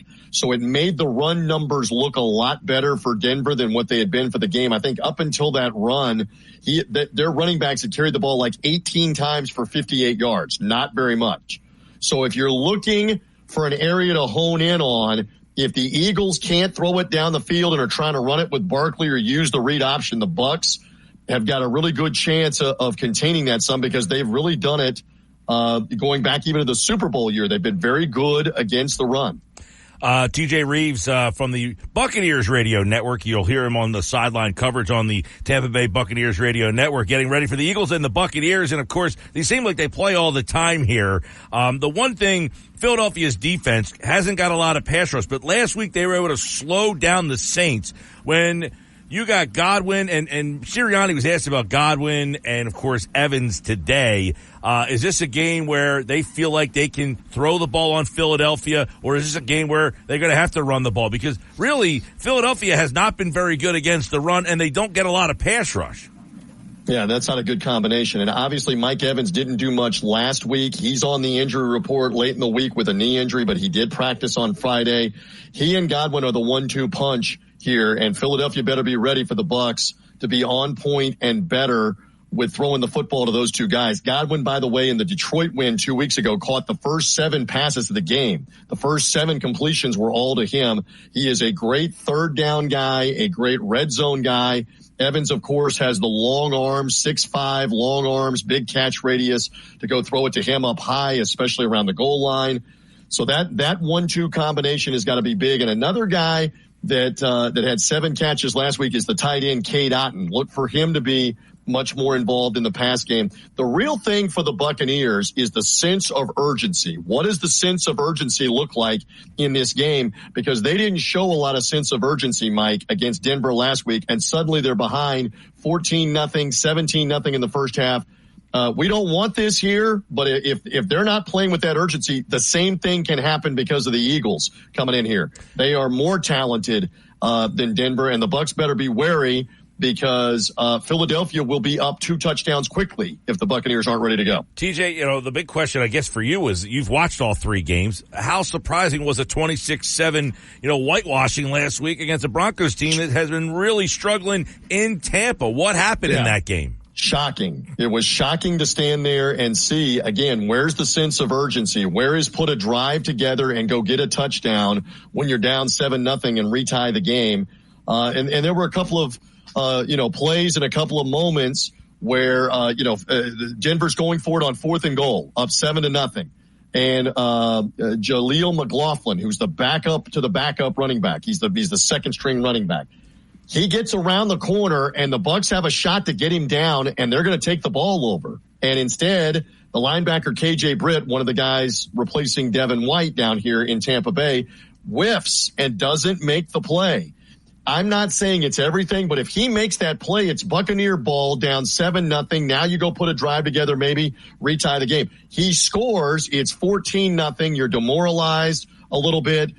Can't get an offensive drive going. It just kind of snowballed last week. Mistakes compounded, and the Broncos played with confidence, and Sean Payton's mastery going back to his days as the Saints coach for years over the Buccaneers continued last week. He did a great job with the game plan. And that was a shocking result last week. Not just that Denver won, but how they won. Yeah. Oh, listen, of all the games last weekend, I mean, there's been games, TJ, this year has been crazy with the results. I mean, you're looking at some teams, Vegas goes to Baltimore and wins a game. You're thinking, like, how the heck did that happen? But Denver going to Tampa, I think, was one of those games you're like, wait, what? Denver on the road at Tampa after Tampa had beat a really good Lions team on the road. It didn't make a lot of sense. Maybe a little letdown, but I mean, that very point about Vegas goes to Baltimore and beats Lamar Jackson and company in Baltimore. Then they come back home, and Carolina, who, let's be honest, Dave Canales was the offensive coordinator here. He's left to take the job in Carolina, and it's they're bad. They are devoid of talent.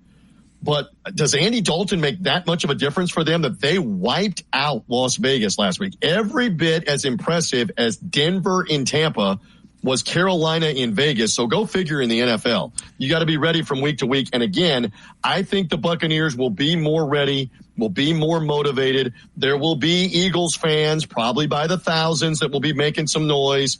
But let's just see. And these teams, obviously, as you alluded to, are very familiar with each other over the last few years. And remember, the Eagles won the one in the regular season that didn't really matter. The Buccaneers won the one that did matter in the playoffs last year, and a lot of players on both teams remember that. Yeah, they did. Eagles went down there. I think it was a week 2, a Monday night game early in the season. They won down there. It was kind of an ugly game. And then, of course, the playoff game in Tampa where the Bucs steamrolled Philadelphia. You can listen to the game with Merrill Reese and Mike Quick calling all the action right here on 97.3 ESPN. If you're watching on the X platform or YouTube and you're in the Tampa Bay, Clearwater, St. Pete area, you'll hear TJ and his crew's call on the Buccaneers radio network. And, of course, that is a 1 o'clock kick in Tampa's Raymond James Stadium. Holy mackerel. We glad to hear everybody's safe and that the game's going to go off without a hitch there. I've seen a lot of pictures that are really chilling. It is bad. We can't overemphasize it. And by the way, that Tom Brady guy, remember him that won the Super Bowl? He's back to call the game. And remember, he won a Thursday night game in Philly in 2021 and won a playoff game against the Eagles as well. So there's a little intertwined history there. This is no shortage of subplots. Mike Gill, for this matchup, Eagles-Buccaneers. Hey, these two go back a long way to the Andy Reid era and all the way through up until last year's playoff. They renew it this Sunday. TJ Reeves at Bucs Sideline Guy on the X platform from the Buccaneers radio network. He's today's Outside View. Thanks, TJ. Great to be with you, Mike. All right, TJ Reeves, of course, here on a Sunday. You'll hear Merrill Reese and Mike Quick. If you're listening down there in Tampa, TJ brings you the sideline perspective on the Buccaneers radio network. I'm Mike Gill. This is the Sports Bash. We got so much more to get into, including today's football at 4. Adam Kaplan will join us for it with all the latest injury updates. We should have an injury update right when Adam joins us at 4 o'clock today, so you don't want to miss that. And Sal Paolantonio tonight with his keys to the game. Eagles and Buccaneers. You can hear the game on 97.3 ESPN. Sal Paolantonio with a Sal Pal Friday. It's a happy hour Friday. I got a text message here. It says, Mike, I went this way on happy hour Friday. A little Dogfish Head bar cart. A little vodka lemonade, a little vodka crush. I like it. You're getting yourself ready to go early on a happy hour Friday. I can't get angry at you for that. What are you having on a happy hour Friday? What are you having for the Eagles game this weekend? 609-403-0973. We got more Sports Bash coming up on 97.3 ESPN. And Pete's. When you need mealtime inspiration, it's worth shopping Baker's. For thousands of appetizing ingredients that inspire countless mouth-watering meals. And no matter what tasty choice you make, you'll enjoy our everyday low prices. Plus, extra ways to save, like digital coupons worth over $600 each week and up to $1 off per gallon at the pump with points. So you can get big flavors and big savings. Baker's, fresh for everyone. Fuel restrictions apply. The Sports Bash with Mike Gill on 97.3 ESPN and the free mobile app. Que corazón, mi corazón. All right, 3:53 Sports Bash Live, 97.3 ESPN, the 97.3 ESPN free mobile app, streaming live video on the X platform and YouTube at Mike Gill Show. Hey, don't forget, Red October is coming to 97.3 ESPN. We'll have all of the Phillies playoff baseball action here on 97.3 ESPN. It all starts Saturday, October the 5th for the Phillies, and Sunday, October the 6th. You can listen to both games right here on 97.3 ESPN. Phillies and fill in the blank. I don't know who they're going to play. I have no idea. They could be the 1 seed. They could be the 2 seed. They could be the 3 seed. They could be the 4 seed. It could be the 5 seed. It could be the 6 seed. Actually, it can't be the 1 seed. They can't play against the Dodgers, but they can play against everybody else. Because of actually they can't play I guess they can't play the Padres. They would play the 4-5 winner if they are the 2 seed. But if they get the 1 seed, yes. But if they end up getting the 1, they can play any of the teams except the Dodgers in the division series because they could be the 1 or they could be the 2. So we have no idea who they are playing coming up. Sports Bash Live, 97.3 ESPN, the 97.3 ESPN free mobile app. Don't forget to download the app thanks to First Bank of Sea Isle City. And, of course, on the other side, Adam Kaplan is here with another edition of Football at 4. This hour of the show has been brought to you by Broadleaf Plumbing, Heating, and Air Conditioning. Call 609-390-3907. 97.3 ESPN presents The Sports Bash with Mike Gill. It's time for Football at 4 with Adam Kaplan, powered by the Inside the Birds podcast. I give my heart and soul to this franchise, as so many of us do. Now live, this is Football at 4. Football at 4 is powered by the Inside the Birds podcast. It's brought to you by Bet365. Whatever the sport, whatever the moment, it's never ordinary at Bet365. Adam Kaplan from the Inside the Birds podcast, which you can get on all podcasting platforms. And check out their YouTube channel. Subscribe. Search Inside the Birds. The Eagles injury report is out. One key name is out for the game, but two are questionable. Let's get into that right now with Adam Kaplan from the Inside the Birds podcast. So we now know Smith will not play, but the other two guys, kind of interesting, Adam. Yeah, Devontae Smith never was actually at practice. So he's out, and that puts Jahan Dotson in the starting lineup at a minimum. Now, A.J. Brown did very limited work on Friday. You should know that Friday's practice, at least for the Eagles, is always an hour or less. And he has a hamstring strain. So the chances are that he's very questionable at best. But as we discussed on our Inside the Bird show earlier this week, Mike, you have to understand that if a player could go, he's going to go. There's this media myth that, they'll just hold him out. No, they're not. If he can play, he's going to play. That's the way it works. You only err on the side of caution if there's a little bit of a question whether a guy could do everything. With A.J. Brown, it's simple. If he can do everything, he plays. If he's going to be limited in the game, and it's not a playoff game, Mike, where you would just you take whatever you can get because you're trying to win or your season's over. It's very simple. If he can do everything, he's playing. Now, if he can't, we're going to see a lot of what we saw last week, a lot of two tight end sets, 12 personnel, and that's I give the Eagles credit that, yes, they should have scored more than 15 points, but the bottom line is they found a way to win. They did some different things last week, which I thought were good. They did some things like, you just don't know until you go into a game exactly what a team's going to do. But now we have the template. When A.J. Brown can't play or Devontae Smith can't play, you're going to see a lot of two tight ends. Yeah, so Brown is questionable. Johnson, questionable. Everybody else is in except for Devontae Smith. He is officially out for the game. I know there were some other guys throughout the week. Yeah. Dickerson with the wrist. Becton has the finger problem. He will play. Milton Williams on the defensive side. Darius Slay left the game last week. He is back. So a clean bill of health for the most part. On the other side, Adam, 16 plays. Yeah. Milton Williams, by the way, was added this week. We should mention he had a ankle injury previously. Now he's got a groin injury, but he's cleared. And then let me just discuss Lane Johnson. So, covering the concussion protocol now for several years, Lane was in phase 1 to start the week. Wednesday he was in phase 2, where he was allowed to do stretching, which the media saw. Thursday, he did more football-specific exercise, but he did not practice. Today, he started practicing. Now, he was limited. The Eagles list him as limited, but, Mike, he's close. He's close. He will see the independent neurologist, and if he gets cleared, that's full football activity and clearance. That's the final clearance.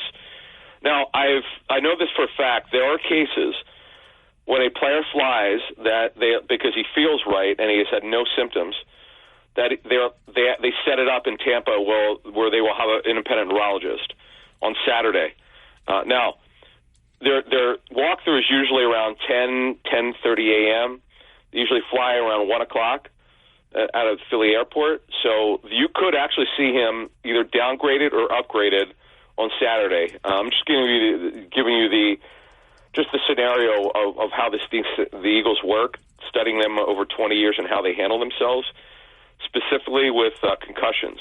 And again, it's been limited, but I have seen players get cleared on the road. It does happen. It's rare, but it does happen. All right, we look at we know already Todd Bowles not quite like Nick Sirianni. He doesn't play as coy as Sirianni does. He just comes right out and tells you no Cansey, no Antoine Winfield Jr. They've missed the last couple of weeks, but they are out again, and they've got a laundry list of guys, 16 players in all on their injury list. And Mike, the ones that they're not going to have, Cansey will not play. He now has had 2 different calf injuries in his career. Vita Vea is very questionable with the MCL sprain. Winfield's not going to play with a sprained foot. West Philly's own Tyke Smith, who's been their nickel back. He'll remain in that area, and Christian Isian from Rutgers, he'll fill in for Winfield once again. You know what's crazy about the Bucs, Mike? They have not had a sack since week 1. They only have 1 sack from an edge rusher. That was Joe Tryon Shayinka, who was a first-round pick in 2021. So it's not just the Eagles' edges, Mike. The Bucs' edge rushers are not getting a rush either. They gave up a ton of sacks last week, by the way. Tampa did. What, they get 8 sacks last week? 2 weeks ago, Their offensive line, yeah, their offensive line had some big problems last week. Let's take a look at that then. If you know, the Eagles a little healthier right now, but they got some key guys out. Give us a couple key points for Philly down in Tampa this week on finding a way to win a game on the road for the second straight week. Yeah, this is, look, they know Tampa very well. I mean, you know, Mike, I mean, they've played there so many times. Last year twice. They won early in week 3. They lost in the playoffs. We know that. We know, let's start offensively, Mike. We know that it's going to be a heavy 12 personnel game. We don't know yet on A.J. Brown. He's got to get through tomorrow's walkthrough.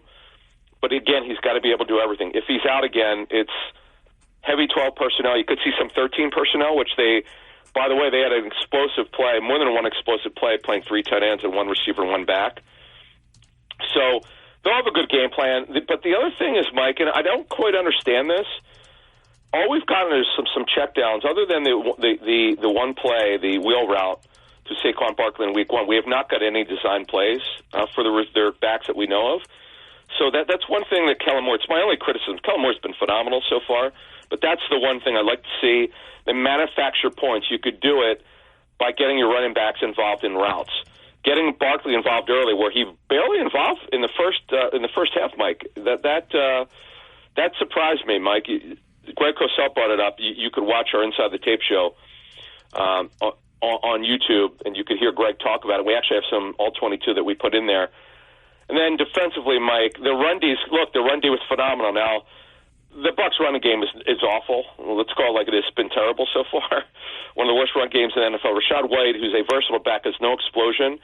You're going to see number 7, Bucky Irving, who's wearing Leonard Fournette's old number.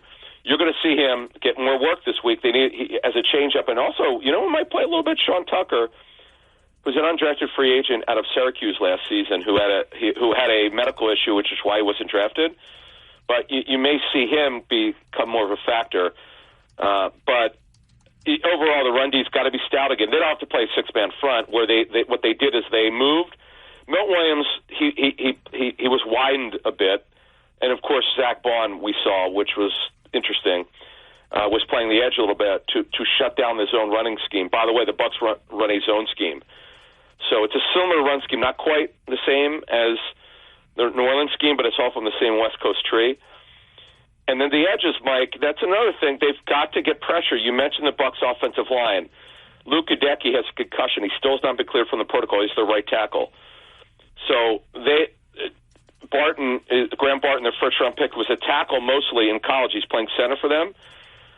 He's new to that position. Ben Bredesen came over from the Giants, who's their left guard. They didn't play well last week. And by the way, they didn't handle the blitz very well with Vance Joseph. So we know the Eagles don't blitz, but they play line games, Mike. You're going to see some stunts up front. And that's one way to win. Now, understand, Mike, the Bucs are a heavy 11 personnel team. One thing we just got this. Jalen McMillan, the rookie receiver, their 3rd-round pick, has got a hamstring injury. Now he's questionable. That's one thing to watch. And if he can't play, it will be Trey Palmer. By the way, he could flat out fly. He scored against the Eagles in the playoffs last year. Yep. Well, I'll tell you what, Sirianni, you talk about receivers, Godwin and Evans, he was asked about the challenges that they possess. You look at Quinyon Mitchell and Darius Slay and that secondary. We'll see how they match up. That could be a big moment in this game. The Eagles secondary against those two guys and Baker Mayfield. That unit really struggled last week against Denver. I think that was a huge surprise, even to the people down in Tampa. Kind of a letdown feeling for them. Yeah, boy, their offensive line and Baker Mayfield is so up and down. He plays a little bit. I don't know if you've heard of the term frenetic in the pocket. He does that quite a bit, and that's got to stop. But when he settles down, Mike, he throws a nice ball. He's also a smaller quarterback like Hurts. Hurts is stronger physically. They're both around 6'1".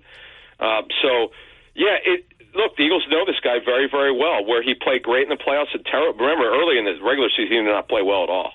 Yeah, the game in Tampa last year, Philadelphia, that was almost one of their most complete games of the year, the game they won in Tampa. And then, of course, the playoff game was completely the opposite. Tampa absolutely destroyed and dominated them. But I think we both think that Philly has come a long way, or do we think they've come a long way since that game in January? Well, look, the real Fangio is running a scheme, Mike. What a great game plan he put together.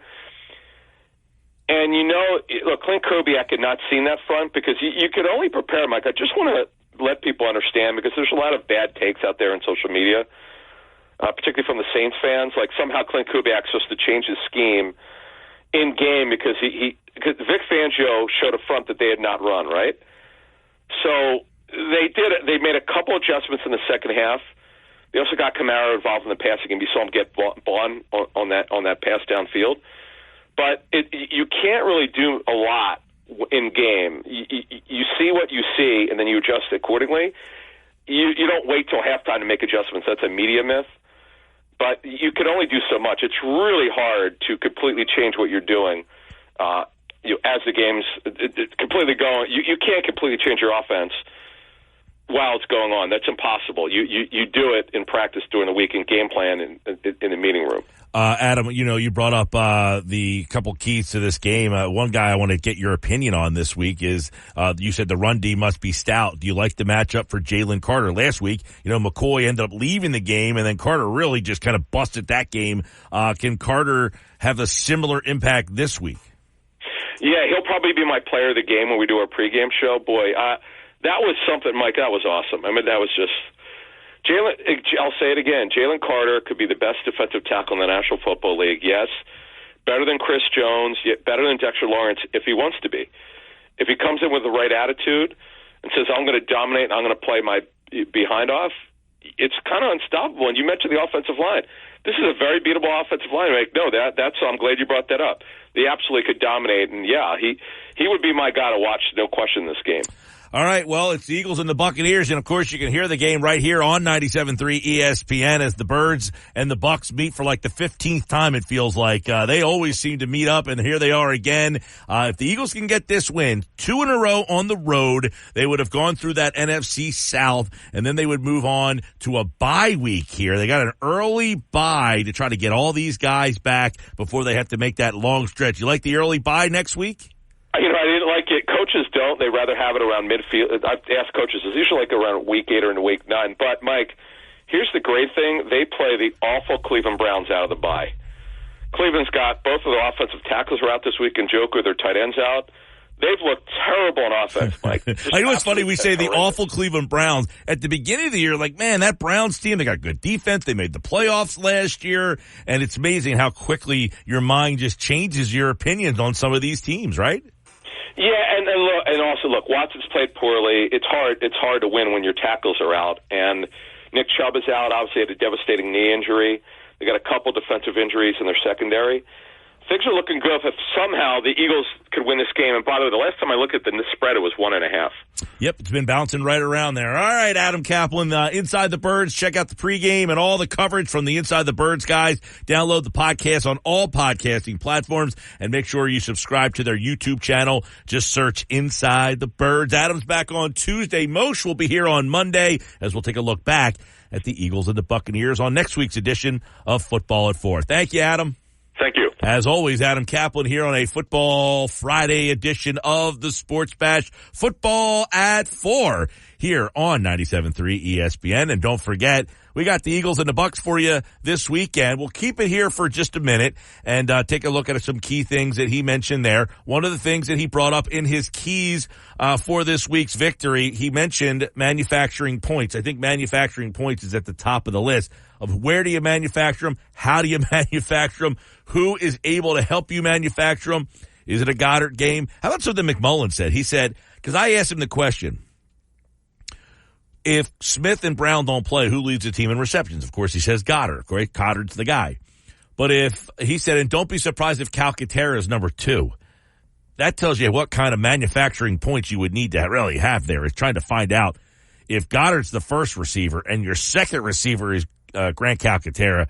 That's really trying to manufacture touches and points. That could be something to keep an eye on there, as we talked about with McMullen back in the 3 o'clock hour. How much, Mike, do you think that Kellen Moore being the offensive coordinator and it not being the previous guys like Brian Johnson, Nick Sirianni's offense, Shane Steichen, that it's a different coordinator who does like to use the tight ends? Does that impact this? Well, I think, by the way, Kaplan brought it up about how good of a job. I definitely think that they're much better off offensively because Kellen Moore is calling the plays than last year. Yeah. And listen, Nick Sirianni did not call the plays last year. The problem that I had with it was the configuration of him not calling plays, but them being his plays. Right. And that's ridiculous to say to a guy, call my plays for me. Right. I'm going to hand you my playbook, and I'm going to... Never liked it. The whole, Sirianni using the analogy about, I'm not driving the car anymore. I'm sitting in the passenger seat. It's such a wonky thing that they had last year. No wonder it didn't work. Yeah, I never liked that setup. Although, by the way, Steichen, similar, where he had to call the plays too, Sirianni's plays. Now, those two guys had worked together. Right. Their offense was more collaborative. I felt like Brian Johnson was kind of more in here, I'm going to tell you how to drive the car. Uniforms for the weekend. You like the midnight green for the Birds? They're going midnight green and white pant down there this week. In the playoff game, they went white. We got to change it up. Yeah, you got to change the vibe. Tampa, who's the home team, they're going white jersey, pewter pant. Last year in the playoff game, they went red jersey, pewter pant. So you had to go white jersey, but they went white pant instead of the green pant. Now they're going midnight green top with the white pants. So you're saying they're doing us a favor then? What do you mean a favor? Well, we're not looking the same as we did last game. Well, and you know what? They played twice last year. I don't know what they wore the first game down there. Yeah, I had to look that up. I have to see if they have switched it up a little bit. My other question I did have for you, back to the tight ends really quick. Calcaterra. Yep. We know that he played with Jalen at Oklahoma. So do you think that also the reason why Calcaterra is part of this is because of Hurts and his familiarity? Part of what? Him being used more. Oh, I don't know that that's what McMullen said. Don't be surprised if he's second on the team. He only has 3 catches this year. So I wouldn't when I asked him the question, it was with Smith and Brown out, who will lead the team in receptions? He said Goddard, and don't be surprised if Calcaterra is 2. And they don't really have a lot of other options. So is he going to run Calcaterra in some slot, that kind of stuff? They did that in training camp a little bit. I remember John and I think it was DeCecco talking about that with you, Mike, about how they've seen Calcaterra get reps in the slot. Let me real quick before we get to today's Nuggets here on the Sports Bash Live 97.3 ESPN. Here we go. This year, receptions leaders in the first 3 games. Now, Smith missed a little bit of the game. Brown's only played in 1 game. Smith has 21 catches. Goddard has 17. Barkley has 10. Covey has 7. Brown has 5. Dotson has 3 catches for 14 yards. Calcaterra has 3 for 30. Gainwell 3. Gainwell's a guy that I would think, if I'm the Eagles, okay, I just thought about this. If I'm the Eagles this week and I'm so shorthanded, how about Gainwell getting some slot looks? It's funny you mention that because he did play receiver. Yeah, he played receiver at Memphis. Yeah. I'm surprised because they don't use him as much. Maybe he's a guy they say, you know what, let's get him involved in the slot a little bit more. Let's get a little weird. Yeah, Campbell has 2 catches for 13 yards and Johnny Wilson has 1 for 9. That was a pretty important catch, that Johnny Wilson one. That was. The one catch he had was pretty important. Keep that in mind. That's my X factor possibly of the game. Gainwell getting some slot looks. Well, he certainly needs to stop being the third down back because that one play, he completely didn't know what he was doing. Yeah, he's adding nothing as a running back. He's not giving you much. Sal Powell at 5 o'clock. Nick Earnshaw has the Nuggets coming up on the other side. By the way, I got the Phillies lineup. You want me to give it to you now? I'll give it to you now. Sure. It's right in front of me, so I'll give it to you. All right, Phillies lineup. I got to say, if this is the lineup for game one of the playoffs, I'm a little disappointed. Schwarber, Turner, Harper. Castellanos is back in the 4-hole. Bohm is at 5. Stott 6. Realmuto 7. Marsh is in center field batting 8th, and Austin Hayes is in left field batting 9th. Suarez is pitching tonight. I just don't like that the Marsh in center, Hayes in left, and it seems that that's the way they're going to go unless my only thing would be is that they're just trying to get Hayes some playing time before the end of the season since he's been out. That's the only maybe thing I can surmise here. I mean, if that's the theory, then I don't like it anyway because of the fact that we need Rojas to get reps. Yeah, I know. Rojas has to get some reps too, but that's maybe my thought is that Hayes had been out for so long that they're going to try to get him as many at-bats as they can here between now and the end of the season. I do like the Castellanos in the cleanup spot, though.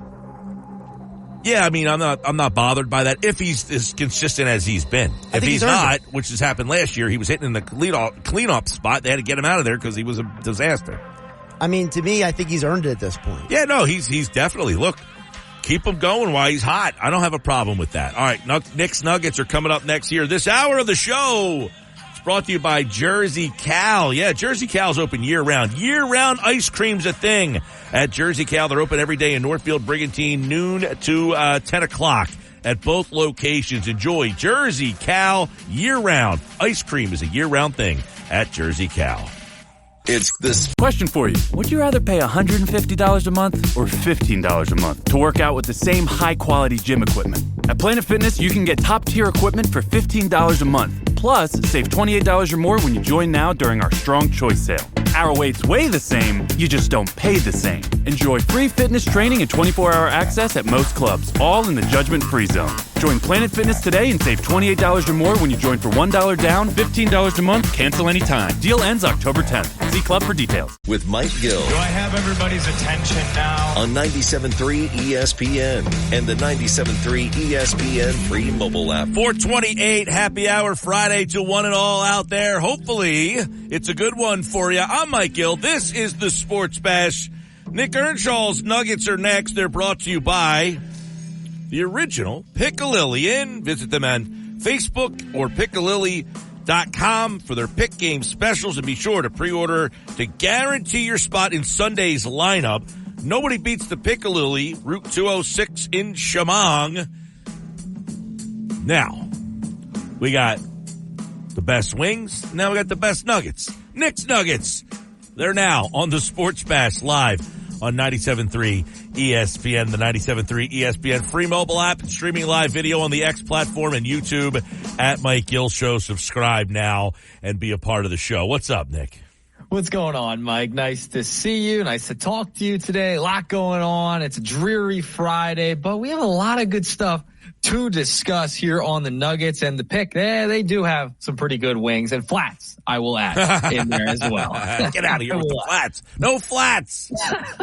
I have to add it in there. Next thing you're going to tell me you're a flat earther too, right? No. We don't go that far. We don't go that flat, okay? Right? We don't go that The flat. wings are like the earth. They're round, like a nice drum. No. We know. We've already discussed this. We've already established your listener base is all for flats. It won a couple of weeks back. We love to see it, but the pick, great stuff over there. Nugget number one. We got to talk about these Phillies, and I kind of want to talk about the playoff roster here, Mike, and a decision the Phillies have to make. So in years past, like last year, they went with 14 position players and 12 pitchers in the wild card round. Remember, this year, they do not have to play in the wild card round. They clinched that first round bye. They will be in the DS. When they went to the DS last year, they then played the Atlanta Braves, and they brought on Michael Lorenzen and kept 13 pitchers instead.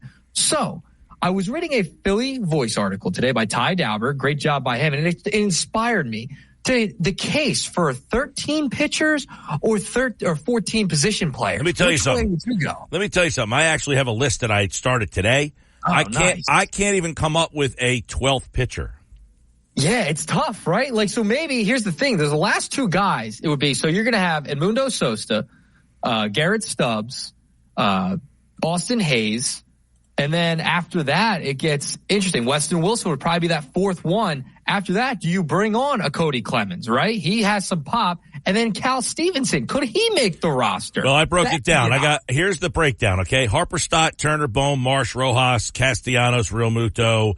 That's 8. Then Stubbs is 9 as the backup catcher. Hayes is 10. He's probably going to be a starter or in the mix. Sosa, Wilson, Clements.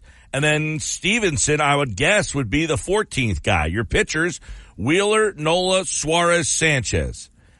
Bullpen, Estevez, Hoffman, Strom, Kerkering, Alvarado, Ruiz, Banks. And then there's one spot left, and I don't know who that pitcher would be. I can't even make a guess. Remember, there's 26, so it's 14 and 12. I know. I have 14 position players, and that is 11 pitchers. I have one more pitcher I need, and I don't know who that guy would be. And if it's Taijuan Walker, I think it might be. There's going to be some problems. I think it might be. I mean, you might just have to carry Walker because, you might have to at this point. So possibly you keep Clemens, you keep Cal Stevenson. Okay, so maybe you are able to have both those guys on the roster. Well, I don't think there's any question that, you're going with 14. If you're going 14, the bench guys would be Stubbs, Sosa, Wilson, Clemens, and then one more guy would be probably, it's either Stevenson or Buddy Kennedy. Yeah, it can't be Buddy Kennedy. But you might want to keep that 12th pitcher, though. You better not dismiss Buddy Kennedy in these parts, buddy. I know. I don't think it's going to be Buddy Kennedy. Well, listen, why couldn't it? Buddy Kennedy, by the way, is an option for a couple of reasons. How many outfielders do you need? I mean, Cal Stevenson, really, he's a left-handed bat. Buddy Kennedy's a right-handed bat. By the way, Buddy Kennedy offers a lot of speed as well. He plays second and he plays third. So there is dynamics. Whereas, Stevenson's a left-handed bat that plays the outfield. Kennedy's a right-handed bat that plays the infield. Kennedy can run. Stevenson can run a little. So that is a decision to make. I wouldn't dismiss it as quickly as you just did. So would you go 15 and 11 then? I cannot think, who would be another pitcher? I mean, Max Lazar. The only other guy is Turnbull. Maybe Spencer Turnbull. If he comes back. If you have, somebody just texted me Turnbull as I said it, but that's pretty funny. Turnbull would be the one guy, but he hasn't pitched. I mean, he's thrown, I guess, I don't even know that has he appeared in a minor league game yet? Not that I'm aware of at this point. He hasn't pitched. I mean, he's been hurt most of the year. I mean, that's been the issue with Turnbull. Well, I know he was back he was doing a rehab, but their season, I think, is over. So he might be out of games down there. But I guess he would be the guy. But, listen, Spencer Turnbull in his career, he's been awful in his career. He had a good start to this season. His most recent full season, he was 3-17 with an ERA of almost 5. Now you're asking him, by the way, last year in Detroit, his ERA was 7.26. So that's the most recent sample size you have. Now, for this team this year, he was pretty good. 3-0 with a 2.65 ERA. But in reality, in his career, he has not been very good. And by the way, he has not pitched out of the bullpen in his career at all. I mean, he has pitched in 61 games. He has made 60 starts with the Tigers. With Philadelphia, he pitched in 17 games and made 7 starts. So he does not have a lot of bullpen experience either. So, man, he would be a long man if the game's out of hand. But do they just want to reward Walker? I hope not.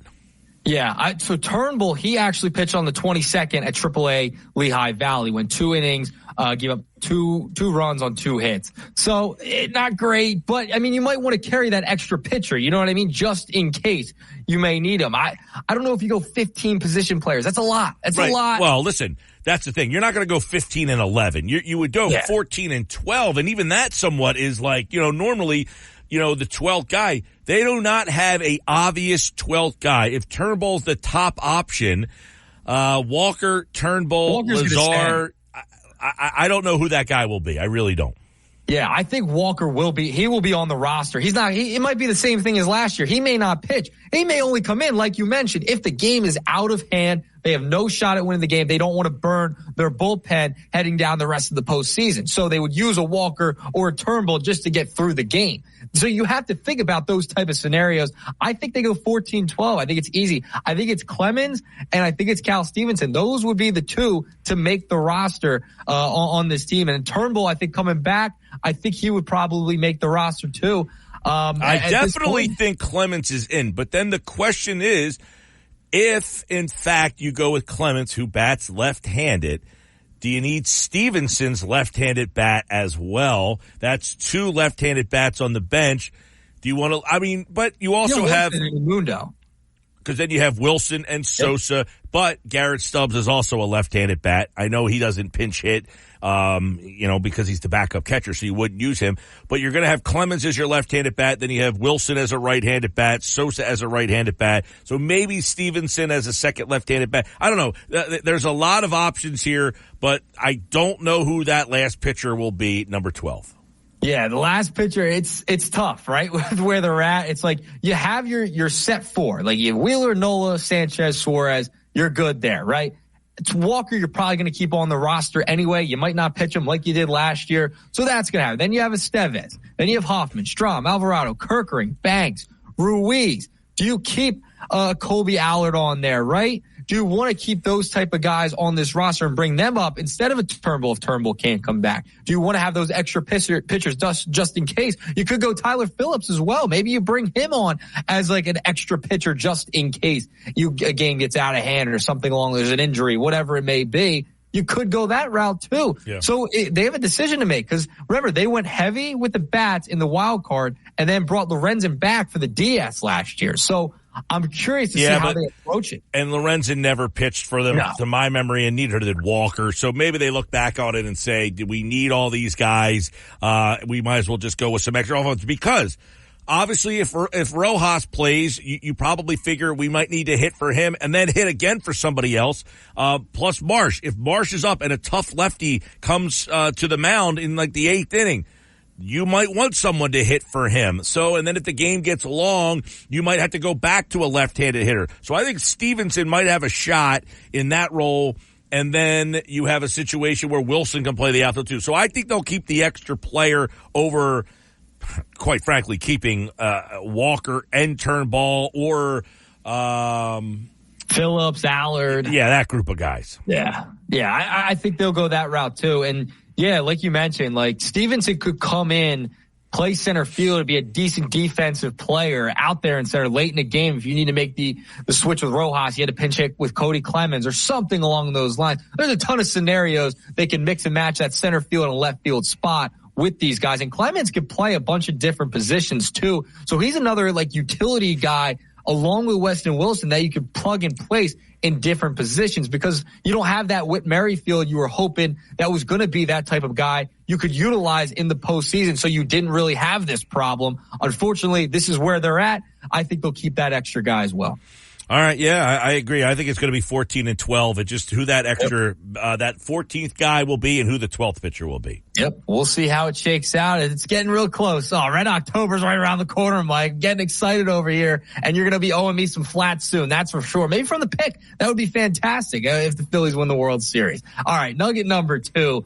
I saw this article in Bleacher Report, a prediction that the Phillies could sign Tanner Scott, who's currently with the San Diego Padres at the moment in the postseason. So now SpotTrack projects that Scott has a market value of $63.2 million over 4 years. He was part of the fire sale in Miami, one of the top relievers in all of baseball, another lefty that the Phillies could target in the offseason. Now we're getting way ahead. The prediction was that Scott could sign with the Royals, and if not, lands in Philly in a bit of a shocker. Could you see Tanner Scott, the Phillies, putting up that type of money for a left-handed reliever, even though Alvarado's still here? You know, it's funny. I keep getting these messages on like different off-season, like the Phillies are the favorite to sign Juan Soto. That keeps coming up.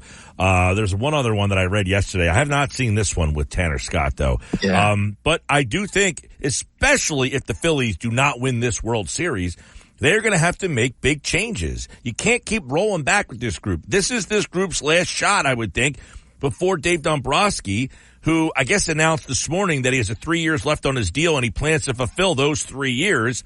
He's got to figure out a way. If they don't win it this year, now, if they win it this year, you might make some tweaks. You might make a couple changes because, look, Estevez is a free agent. I would imagine he is not back.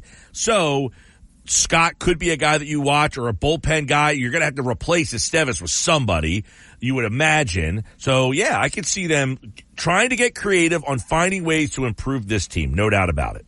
Yeah, just $63 million over 4 years for a reliever. That's a lot of money. I don't know. Does Dave Dombrowski want to go that route for a reliever? That's where I'm like a little, let me hold up here for a second. But maybe they do bring back Estevez. I mean, if he's cheaper, if they lose, that's where I could see them bringing him back. Well, it depends. Are you cheaper? He does well. He does well in the postseason. Are you cheaper because you struggled in the postseason? Or are you more expensive because you were lights out in the postseason? Well, they might want to go get a bat because I would think it would be the bats that would be the problem if you lost in the postseason. Remember, that's how they've lost the past 2 years. The bats just went silent. And Juan Soto's a guy that's been linked to the Phillies for a while. We know the relationship he has with Bryce Harper. Like, that's a guy that's going to test the market and may not go back to New York. Like, Philadelphia has, remember all the rumors when before Turner signed here, he was always linked to Philadelphia. It's a little bit like that in a sense with Soto because he's been linked to Philadelphia as a possible destination. Listen, and if Dombrowski wants to go out there and do it, I wouldn't be shocked, especially if they lose. It's Red October. I can't be thinking one iota about what's moving on here. This topic is a bad nugget today. It's bad vibes all over the place. It's losing vibes. I can't think about it. I'm thinking about Red October, not the offseason.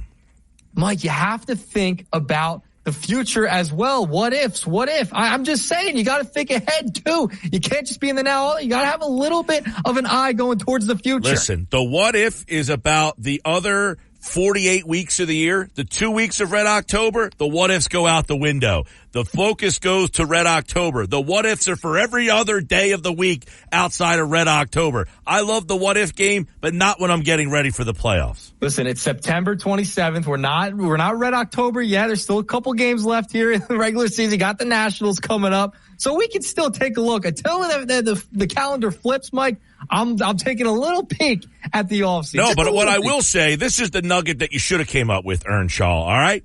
There was a report today that the White Sox offered Garrett Crochet for Andrew Painter. As you're entering Red October now, looking back at the deadline, would you rather have Crochet on the roster going into Red October, or are you happy that they held on to Painter? That's the nugget. I would have rather kept Painter, to be honest, because you don't know is Crochet, is he going to shut down for the rest of the season? Remember, he wants to pitch when he wants to, essentially, and he might not have been able to be available for the postseason. You know, how much are you going to get out of him? So I think it's, I'm glad they didn't go after him. I agree. I wouldn't have made the deal either, but it's definitely something that you're thinking about now with the way, because at the time of the deadline, you're like, Suarez, Sanchez, we're fine. Well, now Sanchez is a little iffy. Are you starting to say, man, if we would have had that left-handed arm? By the way, Crochet, 200 plus strikeouts in only 145 innings this year. He has been lights out he's a big time strikeout pitcher, which is big come playoff time. And you talk about these innings when he pitched, guess what? He's scheduled to pitch tonight. So if he's pitching tonight, I think when Red October in that ballpark, the juice would have been flowing for him, and he probably could have pitched nicely in game number 2. Oh, you would have put him over Nola. You would have put him over Nola in game 2. I don't know if I would. Well, would you put Sanchez over Nola? We talked about this in the first hour. McGarry says with the splits, he'd go with Sanchez in 2 and Nola in 3. Nola's pitched well on the road in a lot of closeout situations, so maybe you feel a little better with him in a road game, and Sanchez, who's pitched much better at home in game number 2. Nah, you have to go Nola. You have to go with your 1-2 punch. You got to go up 2 games, Mike. You can't go split and take that chance. You got to go up 2 games. Nola's been great. You go Wheeler, Nola, Sanchez. So are we dunking Suarez to 4? Is that where he's at right now? Don't know his status. Don't know his situation. You know, I mean, do they think that he's 100% healthy and ready to go? Because I think if he's 100% healthy and ready to go, the way he pitched at the beginning of the year, he was your third guy, no questions asked. Yeah, I think that's a question too. Is it going to be Sanchez or Suarez in game 3? Like, I think it's no doubt slam dunk. It's Wheeler, Nola, game 1, game 2. You put your best 2 pitchers out there. You try and win both those games. Get this series over with quickly. That's what you got to do. You go up 2-0. You're in a much comfortable position with Nola and Wheeler going with games 1 and 2. Splits. Okay, fine. I get it. The numbers say this. But you got to have a little bit of a feel, and you got to go out and try and win both those games, start it off strong. That's what I would do. All right, well, we'll see what they end up doing. I think it would be surprising if they went with Christopher Sanchez in game number 2. I definitely think that would be surprising. However, if you like the analytics, and a lot of people don't like analytics, but if you're into the stats and you're into the splits, Christopher Sanchez at Citizens Bank Park, significantly better at home. He is 7-3 at home with a 2.21 ERA. On the road, he is 4-6 with a 5.02 ERA. Those numbers there, huh? We'll see how it goes. Those numbers there say pretty clearly that Sanchez is much better at Citizens Bank Park. Yeah, we'll see. We'll see how it shakes out. We'll see if Suarez is the third pitcher, if Sanchez is. Do they make the change? I think you still got to go Wheeler Nola. Games 1 and 2. That's how it's got to be, Mike. Well, listen, Are you doing it because they're your 1 and 2, or are you doing it to give yourself the best chance to win? Realistically, you look at Aaron Nola at home, 7-4, 3.29. On the road, 6-4, 3.79. He's about the same pitcher at home as he is on the road. So big picture, Nola would be the better option to pitch on the road than Sanchez. I understand, but you've won in the past with those 2 guys at the top, right? Games 1 and 2, Wheeler, Nola. You've seen it before, and I think he gives you the best chance to win. Nola's been great in the postseason. Christopher Sanchez, relatively unknown in the postseason right now. Nola's been there and done that. Regular season stats, that's fine. Postseason's a little bit of a different animal. You're even giving me more reason. I have an unknown guy. I want him to be as comfortable as possible, so I'm going to put him in his best position to win. No, he feels most comfortable at home, then I got to pitch him at home. No, I still got to stick with Nola at number 2. He's got to pitch second game. You're trying to go up 2-0. I think you have your best pitchers no matter what pitch 1 and 2. Sanchez is a great pitcher. He's not better than Aaron Nola. He's just not. I would rather have Nola pitch. I'm not saying he's better. I'm saying I'm putting my guys in the best position. That's different. Nola, I said, I'm not saying he's better. I'm saying he's better on the road than Sanchez. And it's not close. Sanchez, way better at home. Nola, equal, both home and road. So I say, you know what? I like Nola better than Sanchez, but I feel more comfortable with you on the road than him. I think you give us the best chance to win on the road. You give us a better chance to win at home than you do on the road. This isn't an indictment on Nola. All it is saying, let me put Sanchez, a young guy with not a lot of experience, in the best chance for him to win. You know why? Because I trust Nola on the home or the road. I don't know if I feel the same way about Sanchez in those situations. This one's clear as day. Yeah, I would still go with Nola too because he's won those games before, and I would rather try and go up 2-0. Now, if you're up 1-0, yeah. What if you got on 0-1 with Wheeler? Are you going Sanchez game 2? Like, what if it's 0-1? You're down 1 game. Then you go Sanchez. Something to think about. Listen, I don't envy the spot that they're in because I think they were hoping Suarez was that third guy. That's the thing. I think they hoped that Suarez, who has pitched on the road and has been very good in the playoffs, I don't know that they have the same trust in him that they did in years past. Yeah, I don't know if it's there either because Rangers, he's been banged up. He's not the same pitcher he was early on in the season. By the way, Rangers Suarez at home, 5-2 with a 3.55 on the road. 7-5 with a 2.83 ERA. He's been better on the road than he has been at Citizens Bank Park. Yeah, and I would, is that when you go Ranger? You go with him in game 3. Just stick with it. You go Wheeler, Nola, Ranger, and then Sanchez. Whatever happens in game 4 happens in game 4. Maybe you don't even need it. Just adding another wrinkle to it, all the decisions that they have to make. Yep. All right, Mike. 2 Pack and Nuggets today. Don't have time for the third one, but hey, I don't know if you saw that little report out there from ESPN. Could Hassan Reddick be coming back to the Eagles? That could be an option. We talked about it earlier. We'll bring it up a little bit later. Sal Paolantonio is going to join me in 10 minutes. We'll get his thoughts on the possibility of that, and we'll get his keys to the Eagles-Buccaneers game. Earnshaw, you can hear him producing the locker room this weekend right here on 97.3 ESPN. All right, Nick, have a good weekend, man. All right, Mike, big show tomorrow. Johnny Damon joining the locker room. That's going to be a fun one. World Series champ, Johnny Damon. Yeah. All right, good stuff. All right, listen to that. 10 to noon right here on 97.3 ESPN. I'm Mike Gill. This is the Sports Bash live on 97.3 ESPN, the 97.3 ESPN free mobile app, streaming live video on the X platform and YouTube at Mike Gill Show. Subscribe and be a part of the show. We got a huge video audience today, by the way. We appreciate everybody who's watching along. Coming up at 5 o'clock, Sal Paolantonio. It's a Sal Pal Friday, and he joins us coming up next here on the Sports Bash as the Eagles get ready for the Tampa Bay Buccaneers. What are Sal Pal's keys to the game? Find out next. Plus, will A.J. Brown play? Yes, indeed. He was back at practice today, and the Eagles injury report, it's out. And one guy is out for the Eagles officially, and that is wide receiver Devontae Smith. He has been ruled out for the game.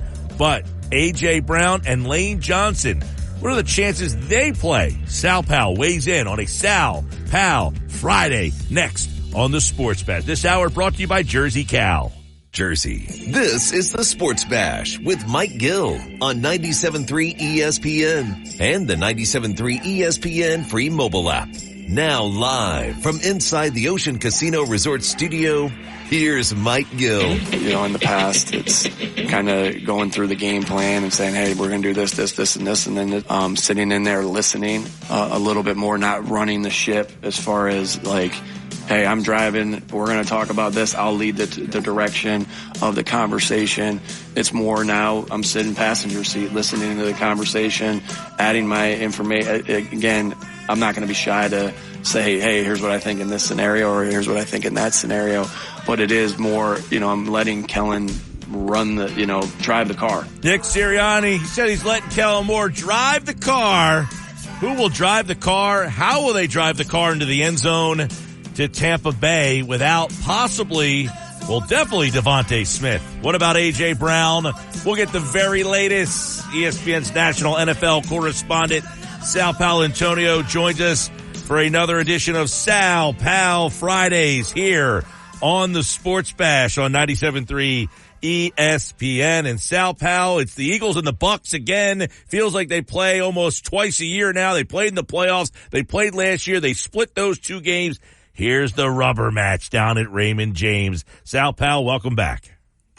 Hey, thanks a lot, Mike Gill. Thanks for having me on the program. As Ron Jaworski used to say on the matchup show way back in the day, Sal Pal, this is where the rubber meets the road. Well, here we go. I mean, the news today, Smith is out. But Brown questionable. He was at practice today. I don't know if that makes you feel like there's a shot that he plays. But Lane Johnson, A.J. Brown, in your mind, is this a little gamesmanship by Nick Sirianni? Or are those guys trending towards playing on Sunday? It's hard to tell whether or not Lane Johnson is trending because we really don't know what point he is in the concussion protocol. That is private information that the doctors and the trainers do not divulge, even to the coaches. They don't want the coaches involved. This is all part of the NFL's ability to really protect these players. So for Johnson, it's really, we are not sure. For A.J. Brown, he said he was going to be out a few weeks. He said that the least assault is on Monday Night Football. A few weeks is 3. So do you play him in this game knowing you have a bye coming up and you have 2 weeks worth of rest on top of this week, giving him 3 solid more weeks of rest with the hamstring? If I'm the Eagles, that's what I do, because you have the Cleveland Browns coming in, and this Bucs game I know is important. But the Bucs, to me, are not that big of a deal. I don't find the Bucs to be that much of a nuisance in this game. I think it'll be close, but I think the Eagles' defensive line can really dominate the Bucs Eagles' defensive line can dominate the Bucs offensive line in this game if they get ahead of steam and get going. Well, that's been a problem for them, the pass rushes we know, but Jalen Carter last week, Sal Powell, man, he finally showed you what this defense can be. I mean, we had talked so negatively about the defense, and then in 1 week, the good vibes back about Vic Fangio's defense. There's still more to prove. Oh, certainly. We're only going into week 4, Mike, but let me give you what I see. They're very strong down the middle of this defense, starting with Jalen Carter. According to Pro Football Focus now, which is a very good grading system, Jalen Carter leads all NFL interior defensive linemen and ranks 5th overall with a 90.5 pass rush grade. So he's trailing only Myles Garrett, Aiden Hutchinson, Keon White, and T.J. Watt. That is some pretty good company right there. So he's been dominant the last couple of weeks, and that's a good thing. I think Fangio did a good job of loading up the box to stop Alvin Kamara, and Carter has been very good in his pass rush, and he's been very disruptive. Right behind him, Zach Bond. Can't say enough good things about Zach Bond. 37 tackles, league high 27 solo tackles. He's second in the league with 37 tackles and a league high 27 solo. And this is the thing that really pops out at me, Mike Gill. Reed Blankenship leads the Eagles with 2 picks. We know that. But according to Pro Football Focus, and this just came out today, Blankenship ranks number 1 among NFL safeties in a coverage grade. Number 1 among all NFL safeties. That beats out Justin Simmons, Xavier McKinney, guys who have been high-paid free agents. Blankenship is number 1. So they've been very good on defense right up the middle. Yeah, that up the middle is the key right there, and they made the big play. You mentioned Blankenship. He has 2 sealing the deal interceptions here, and trying to get those turnovers comes with pressure. Is this a game this week, Sal, where they can get the pressure? We've seen Tampa Bay's offensive line, where they give up 7-8 sacks in a game so far this year. So can Vic Fangio get pressure without having to dial up blitz, which obviously he does not like to do? Yes, I think that they can get pressure without the blitz. Baker Mayfield, nobody's been sacked more than Baker Mayfield in the National Football League this year. It's definitely been Achilles' heel for the Buccaneers offense is pass protection. No question about it, but part of it comes from Baker Mayfield, holding on to the ball too long. Which brings me to this point, and I think I sent you this note, but it's quite amazing that Jalen Hurts leads the NFL, which is not good. He has the slowest time to throw rate in the National Football League right now, 3.2 seconds. That's the slowest of his career and slowest in the NFL. So right now it's in vogue to say it's okay that Jalen Hurts has all these interceptions and all of these turnovers. It's not. It's not okay. He's holding the ball too long. He's putting himself in harm's way. This offensive line of the Eagles is second in the league in pass block win rate. Second in the league. So it's not the O-line's problem that he is being flushed out, that he is throwing picks, and that he is fumbling in the pocket, right, or getting sacked. It's definitely mostly Jalen Hurts' problem. He's got to process information much more quickly and get rid of the ball much more quickly. He's thrown an interception in 7 straight games. If he throws it in 8 straight, the last time that happened was our buddy Rodney Peete threw 8 straight back in the 90s. So you don't want to be in the Rodney Peete category if you're Jalen Hurts. Definitely don't want. Right now he's in the Carson Wentz neighborhood. You don't want to be in the Rodney Peete neighborhood. That was what Ray Rhodes, I believe, when Ray Rhodes was the head coach of the Eagles, yes, I believe. Yes, indeed. Yes. Those Rodney Peete days. Not good Eagles days there. But Sal Powell Friday here on the Sports Bash. Give me your thoughts, Sal, on what Barkley has been for this offense and how Kellen Moore, do you like how they've used him? Is there more layers to how they can use him? You know, obviously there is. Barkley right now has been the savior. And boy, the New York Giants, after that performance against Dallas, do you think they could use a running back, Mike Gill? Well, they have a yard to carry? Saquon Barkley, first in the NFL in rushing yards, tied for the league lead in rushing touchdowns with 4. But the thing that blows me away is that long touchdown run against the Saints in the fourth quarter. 65 yards, I do believe, jogged my memory. And he was not jogging.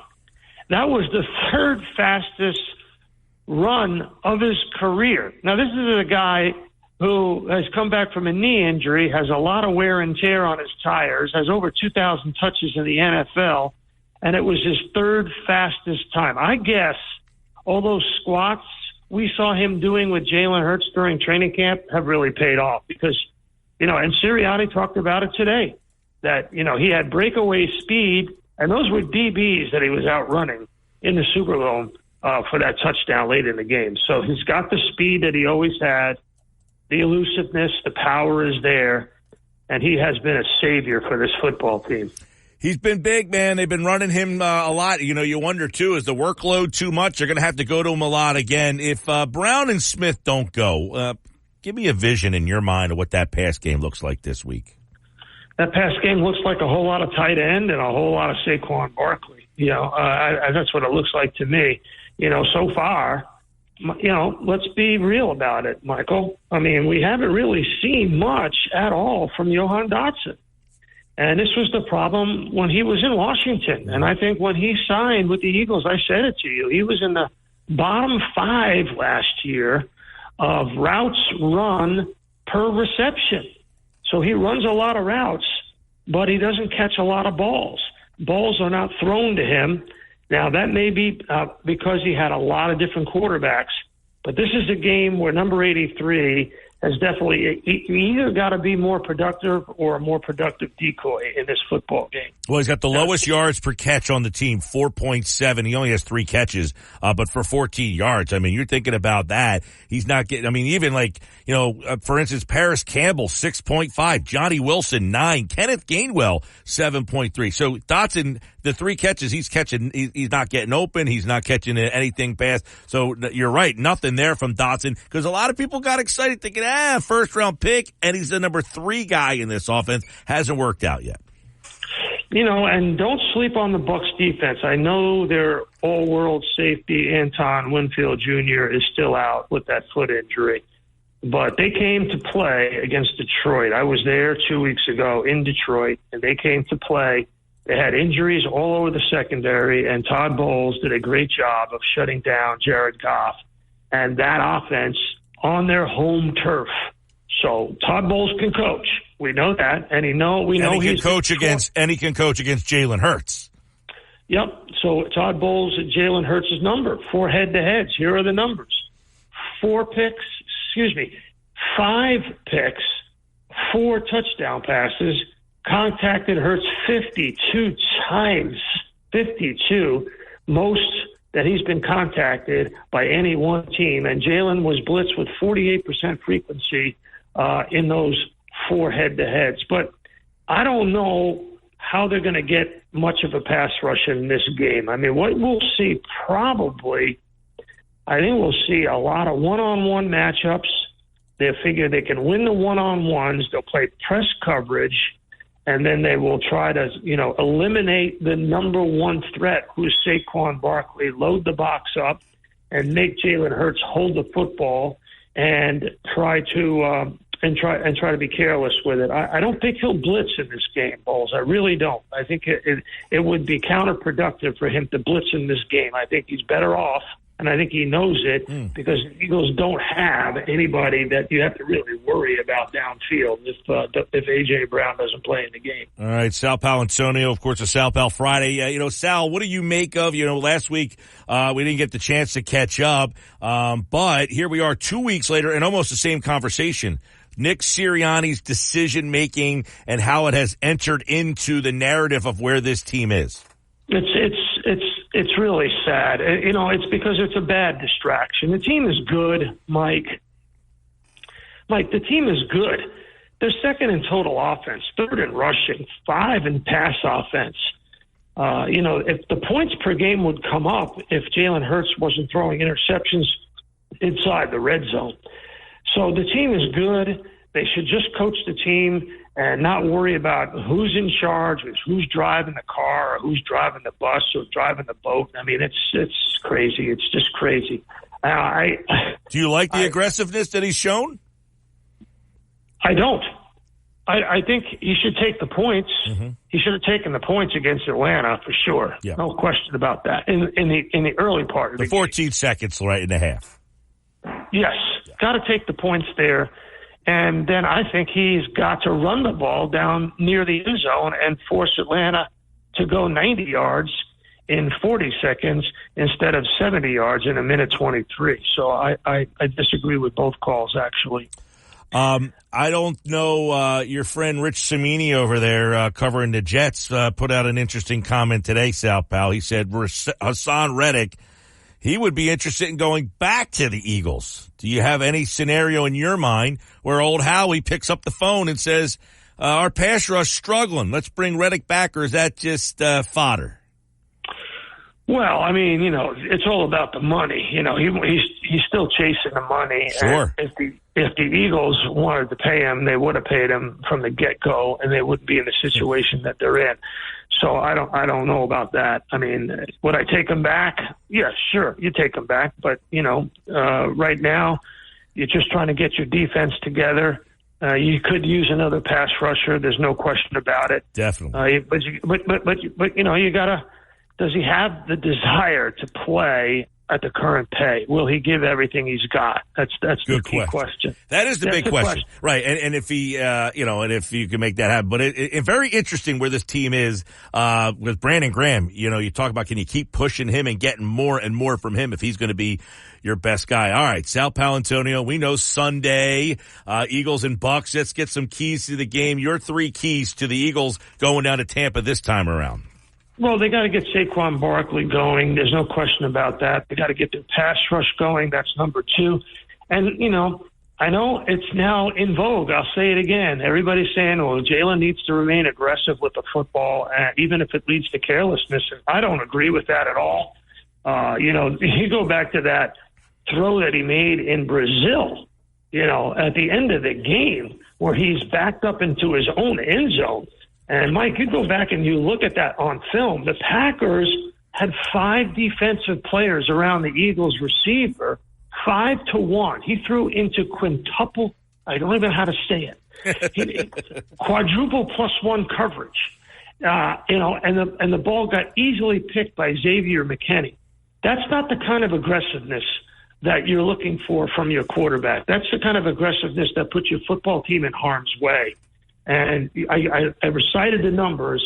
Their total offense per game is number 2 in the NFL, but their points scored per game is number 12. His turnovers are holding them back. His aggressiveness is not really paying off. In fact, it's doing the opposite. By the way, thanks. I'm going to be down in Ocean City in a couple of weeks, and I just want to say thank you so much to John Greiner, the Greiner team at Berger Realty and OC for supporting this great radio station and our conversations every Friday at 5 o'clock.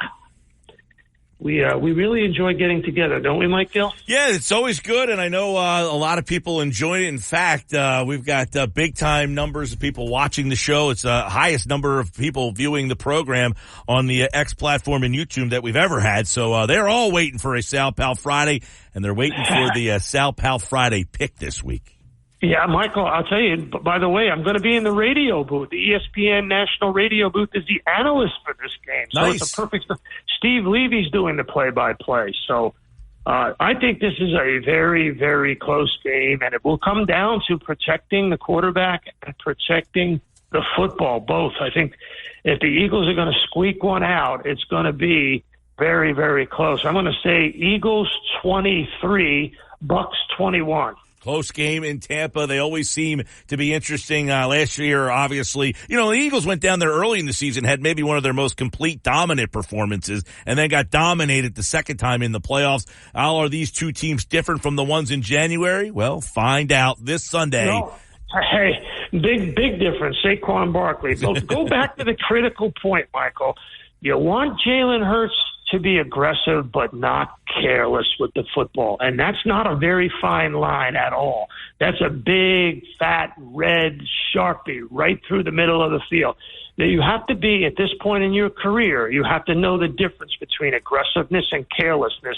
Throwing into quadruple +1 coverage against the Packers down in your own end zone and letting Xavier Kenny, one of the greatest ball hawks that the NFL has at the safety position, easily pick you off in the center of the field, that's not good. He's got to stop that. And that, I'm telling you, the Eagles are a good team, Mike. This is a good team with a lot of talent. And when they get fully healthy, look out. All right. Well, Sal, we're looking forward to the game and your call, of course, on the ESPN national coverage. We'll have, of course, Merrill and Mike right here on 97.3 ESPN. And Sal Pal will be back for a Sal Pal Friday. It'll be the Eagles. Actually, they have a bye next week. You like the early bye? Not crazy about it. But, you know, when you think about it, with Devontae and Lane and A.J. Brown, it's probably paying off as a good spot for their bye because – you know you can beat the Browns at home. You know you can go to New York and beat the Giants. The Bengals are a reeling team. You don't know what you're going to get. Jaguars you can beat. So you got 1, 2, 3, 4 games coming up after the bye.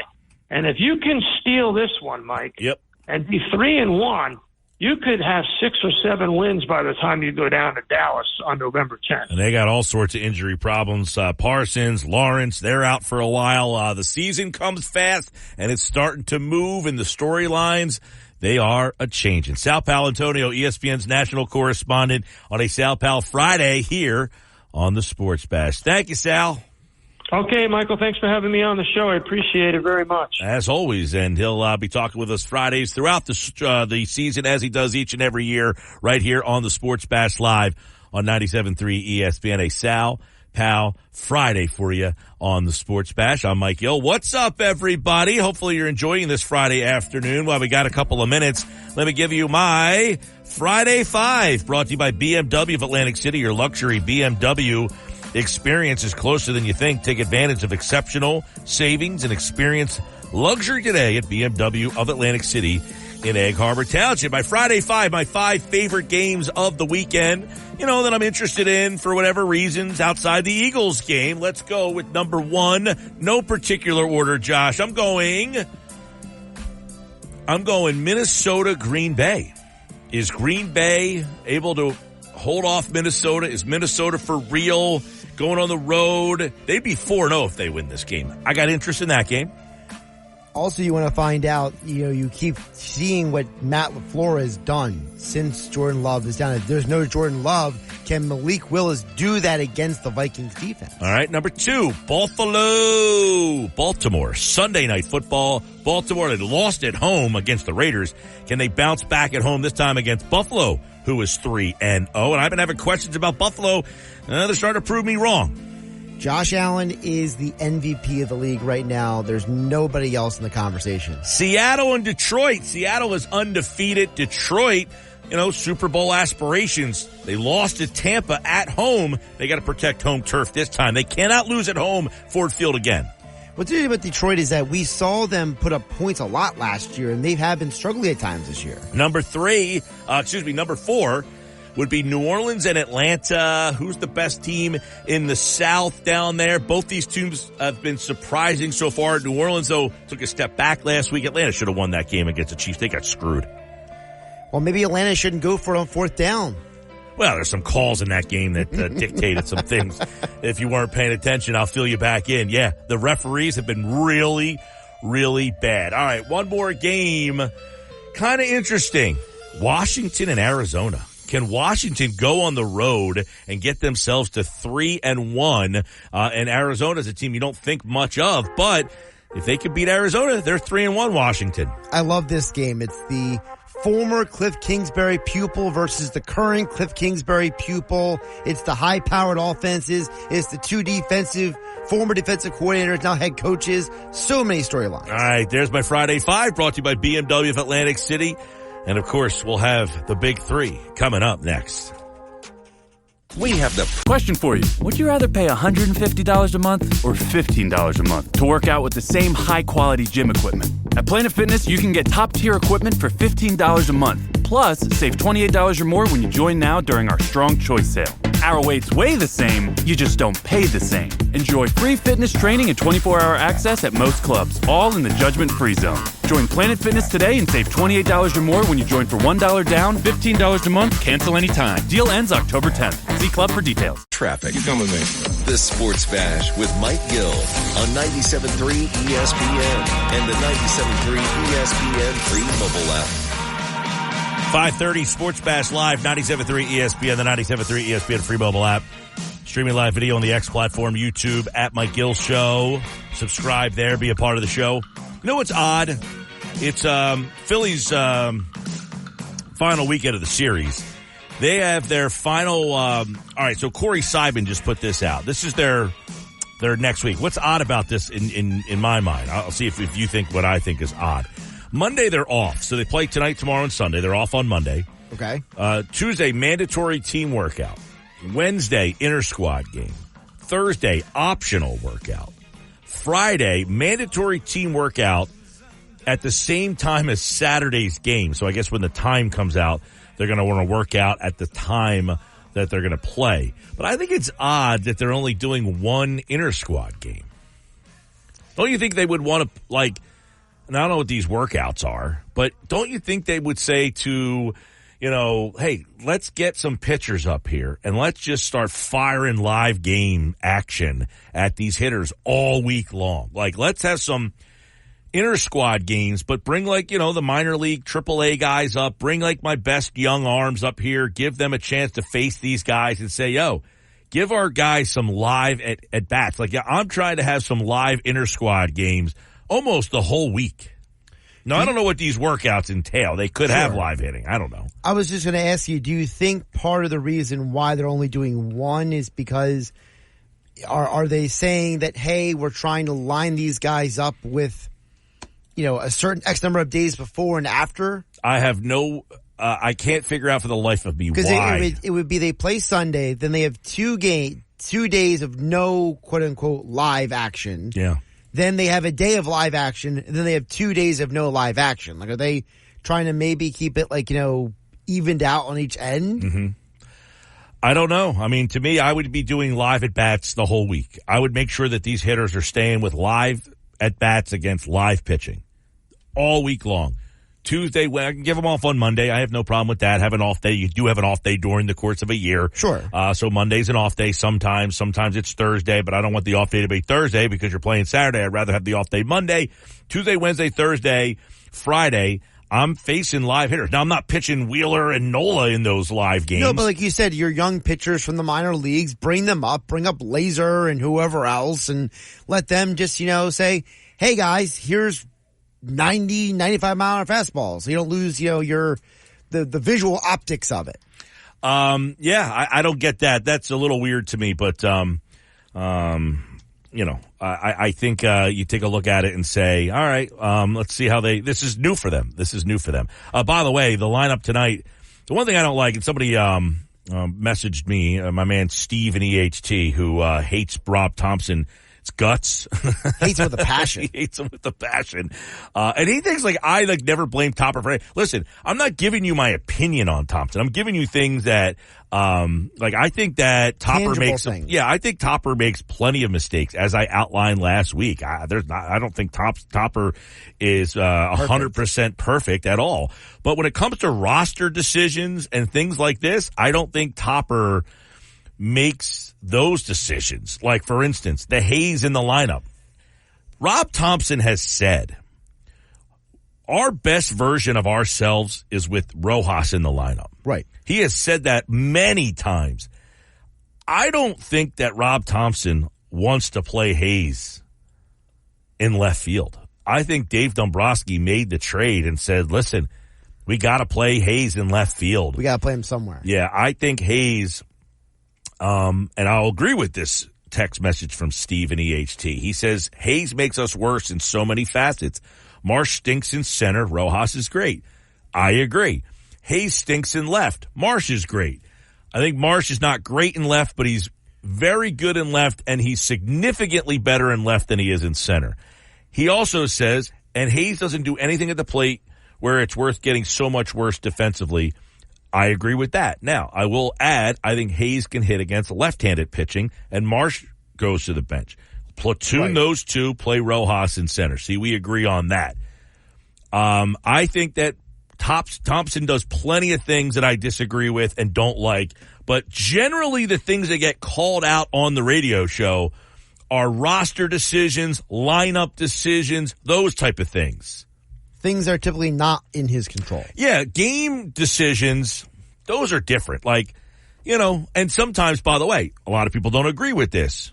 Game decisions sometimes are made before the game is even made. That's correct. By the front office. They have a map of the game and how they want that game to go. So that being said, some of the things that I don't agree with Topper, I think are not significant enough in the playoffs because those decisions don't come up in the playoffs. So I don't really go crazy over it. People just like to hate the manager, and I think that is just small-minded thinking because I don't think people understand, and that's okay, that the manager doesn't make a lot of these decisions. So I'm okay because I don't think a lot of people understand that. And why would they know that? Why would the average fan know that the front office makes a lot of these decisions? They wouldn't. Well, if they've been listening to 97.3 ESPN for the last couple of years, they would know. People have selective hearing. They hear what they want to hear. They think they know more than everything because, hey, I played baseball my whole life. I know baseball inside and out. And the game has changed for the worse. I think it stinks that the manager doesn't get to make these decisions by himself. I think it stinks that the manager can't just have a feel and do things. I think it stinks that a lot of these things are kind of predetermined beforehand, but people still want to think what they think because in the end, they always want to be right. And by not acknowledging the information, they can still be right. That the manager's at fault. If you acknowledge the information, then your theory is wrong. If you're acknowledging that the manager doesn't make these decisions, you then can't blame the manager.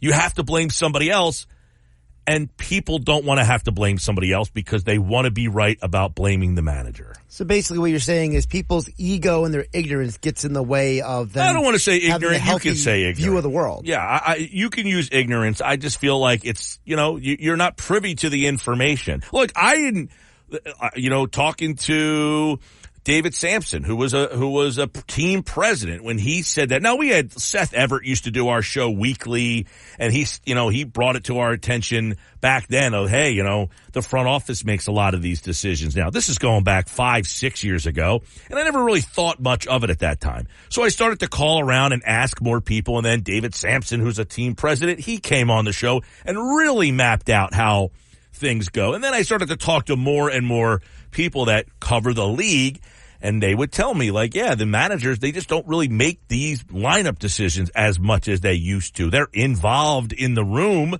but it's a collaborative effort based on a lot of analytics and splits and organizational philosophies, which to me is disheartening. I'd like to blame Thompson. I'd like to say, what the hell are you thinking sometimes? But sadly, that's just not the way it happens in today's game as much anymore. Yeah, I'm gonna take the position that if you, Mike Gill, were able to take the time and do the research and put in the effort to come to the position that you're at now, that the average person in today's world where there's access to a gazillion bits of information. I don't think there's a lot of access to that information, though. For example, Bob Wankel's come on. He's read about. Yeah, but you're assuming that everybody listens all the time, every single day, and I can't put that on everybody. People have lives, but to do the research, I don't think it's readily available because I don't think teams want the fans to know that the front office is involved in these decisions. Why would they not want them to know? If they want them to know, don't you think it would be more readily available and that would be more something that was more talked about? Well, do you ever see it anywhere that's out there? I think you're projecting a level of competence and intelligence onto a sport that I would like you, when you're done this segment, to go see if you could find it anywhere. Because I don't think if you do the research, you're going to find what you're looking for. I mean, maybe not. Maybe I can't sit here. everywhere I have been, I've heard this from other people. Yeah, but you're sitting here listening to my show every day. Right, but I listen to CBS Sports HQ. I'll listen to CBS podcasts. Sports HQ. Who's on that show? David Sampson. Jim Bowden. David Sampson is on that show. Yeah, listen, there are places that if you're assuming that everybody's a sports, like that 100% of their life is sports. Most people are just casual fans who kind of pop in and out. So I'm not faulting them for not having this information. You know, like, how dare someone not do the research to find out that most teams use more than just a manager? Like, I have no problem with that. We give you the information as much as we can. I don't anticipate that people listen all day, every day. So maybe you don't hear that information has been on the show for a while. I used to think the way that many of these people thought, that God almighty, how can the manager keep playing these guys? And then I got more information and found out, well, maybe the manager didn't want to play this guy and has been told by someone above him that he has to play this guy or not play that guy. I just tend to believe, and we're really falling deep down the rabbit hole of nuance and minutia here. I understand that the average fan does not have the time or the energy or the wherewithal to do the research or spend the time that you and I or other people in our business do to do this information. I get that. But I also feel like that we also live in a world where people will hear one person say something and they just repeat it until the end of days. Well, somebody might say to me, David Sampson came on and said that. That's who you keep repeating. And my response to that by the way, David Sampson has said that's the way that it is. I promise you, blah, blah, blah. That might be the way the Marlins did it. That doesn't necessarily mean that's the way the Phillies do it. But, you know, he was pretty, I promise you that every team in the league, but they might not do it to the extent the Marlins do it. I don't know that the Phillies are standing around like he explained, you know, before the national anthem, after the national anthem. I don't know that teams are as... Yeah, I don't think the Phillies are literally doing what the Marlins do, but I do think that, you know, like I said, you know, guys like Jim Bowden, you had Jim Duquette on the show, Mike, they on their show have talked about this. Like, there are other people who have talked about this. It's not like it's, you know, David Sampson and Mike Gill, the only guys screaming from the mountaintop. You know what I mean? Yeah, no, listen, I definitely think the way that I would have been kind of explained is, look, they sit in the office before the game. They kind of go over the lineup based on who's pitching, who the doctors say should play, right. The whole pinch hitting thing. You want Harper to pinch hit. Well, the doctors may have said, or maybe just whoever, he's not playing today, so he's not available to pinch hit. Right, the shoe day versus sneaker. Exactly, sneaker day. But, you know, sometimes it just, look, he's not hitting today, he's not playing today, he's not running today, he's not doing anything today, so you can't use him. So those type of things, I do think those are where the manager kind of gets told, hey, listen, today, JT Realmuto is going to be off on Tuesday, and then he's going to be off next Wednesday. Okay? You can't use him those 2 days. Right. So I think there's a lot of things that the manager is kind of told by the front office ahead of time. One of them, I think, is I traded for Austin Hayes. We have to find out if he can play because he's the guy we traded for to try to help this lineup. So we got to try to get him and find out if he's the right piece or not. And I don't think he is. I don't think he is either. I do think that if I can backtrack to what you said a couple minutes ago, Mike, my answer to the question I asked you of the reason why the front office doesn't put this information out there more and is not more publicly known is because my opinion, now I'm transitioning from the subjective to the objective here. My opinion is that I think these front offices want the manager to take the bullets. So it's easier for them to fire the guy down the road if things don't work out and they can protect their jobs. I think that's the reason for the question I asked you earlier, Mike. Well, that's something that Sampson brought up. Like if the manager doesn't follow the plan that's been laid out, we have reasons to then tell him when we fire him. And that's why, for example, Joe Girardi was fired because there are the reports out there by guys like, you know, Jason Stark and Bob Wankel talked about it with you from Crossing Broad that, you know, Joe Girardi was not in line with the front office's vision for the way they wanted the baseball team to operate. Hey, listen, you know, a lot of the things that people get mad about during the season, those decisions are now out the door. You're not going to see Garrett Stubbs come up in the ninth inning and then scream at the TV, why are you not hitting for him? He'll never be at the plate right. in a game. Why are you pitching Walker? Well, somebody has to pitch those games. The general manager paid him $18 million, and he did not release him. So therefore, I have to keep pitching him. And now that decision is out the window because Taijuan Walker will not pitch a game again. So some of the decisions that we may look at Topper kind of side-eyed about, those decisions are not going to happen anymore. Now it's, hey, it's the playoffs. Who are your 9? Are you platooning your left fielders? Are you platooning your center? Or is it just Marsh plays against lefties, righties? It doesn't matter. He's playing every day. Is it Hayes in left every day, no matter what? These are the decisions now that come down to probably the front office being, but people forget about this. The general manager of this team is not Dave Dombrowski. It's the Sam general Fold. manager of the team is a gentleman by the name of Sam Fold. And you might say, okay, what the hell does that matter? Dombrowski is the man. Sam Fold is the general manager. And he came to the Phillies from the Tampa Bay organization. What is the Tampa Bay organization known for? Analytics. So Sam Fold, who was kind of like a faceless, nameless guy in this whole organization, don't downplay his impact of what the Phillies do. I'm just throwing that out there.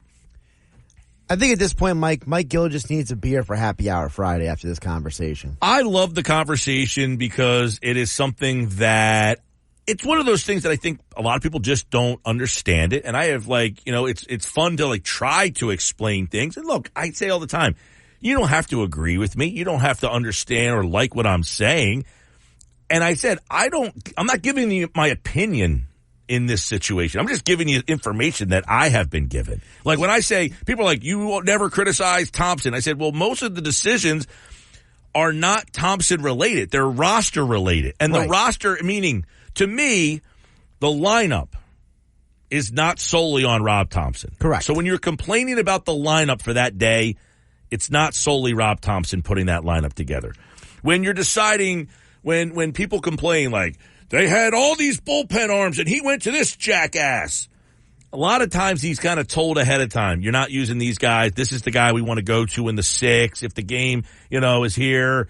And I totally, you sound like you're more abrasive about people not. I totally understand that most people are not into the nuances of today's game, and I totally respect that. Yeah, I think that my flaw with these conversations is that I just feel like there's a huge difference between let's have a fun back and forth where we're yelling about if Austin Hayes should be in left field and if Rojas should be in center versus, concrete information that we have reporting and documented, information about. You know what I mean? I just think there's a difference in that. Sports Bash Live, 97.3 ESPN, the 97.3 ESPN free mobile app. Did I mention Rojas should be starting? I like Rojas too. I would play Rojas in center. I would play Hayes and Marsh and platoon them in left field. We need a sign that says Rojas for center field. I'm not giving up on that. I'm wondering, my reasoning kind of is are the Phillies trying to just get Hayes some live at bats because he missed so much time? That's all. And I say, why are we sacrificing Rojas at bats for Hayes? And my answer to that would be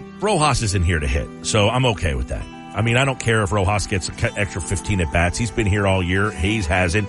Let Hayes try to get back his timing so that I can maximize him. So I don't have a problem with that, but I'm not sure that that's the reason. Now, if we go to the playoffs and Rojas is playing game 1 and Marsh is playing left field in game 2, then I'll have a smile on my face. If not, I'm going to be very unhappy. 5:48 Sports Bash will wrap up the show. Game picks, Bet365 play of the day, game balls, and more. That's next. When you need mealtime inspiration, it's worth shopping Baker's. For thousands of appetizing ingredients that inspire countless mouth-watering meals. And no matter what tasty choice you make, you'll enjoy our everyday low prices. Plus, extra ways to save, like digital coupons worth over $600 each week. And up to $1 off per gallon at the pump with points. So you can get big flavors and big savings. Baker's, fresh for everyone. Fuel restrictions apply. Going to go on the defensive side of the ball. I'm going to go with my man Zach Bond this week. I go Zach Bond this week. I think he has a big game for the Eagles defense as well. So Eagles 27-24. They win the game down in Tampa. We'll be back on Monday to talk about it all here on the Sports Bash Live on 97.3 ESPN. And we got the Bet365 play of the day. And last night, what did we do last night? 1-1. Dak did not hit 225, but CD went over the 60 yards. Yeah, I had a lot of other plays on the night that I hit, and of course the one that I put in there and did not hit was the Dak Prescott one. So let's go this weekend. I like the Jets, by the way. That's my game this week. I'll go with the Jets. It's my Bet365 play of the weekend. The Jets is the play. Go with the Jets this week. I think the Jets win big. I know my man Cole and LBI will like that one. All right, that's it for me. I'll be back on Monday. We'll be live at the Ocean Gallery Bar booking games. Take care.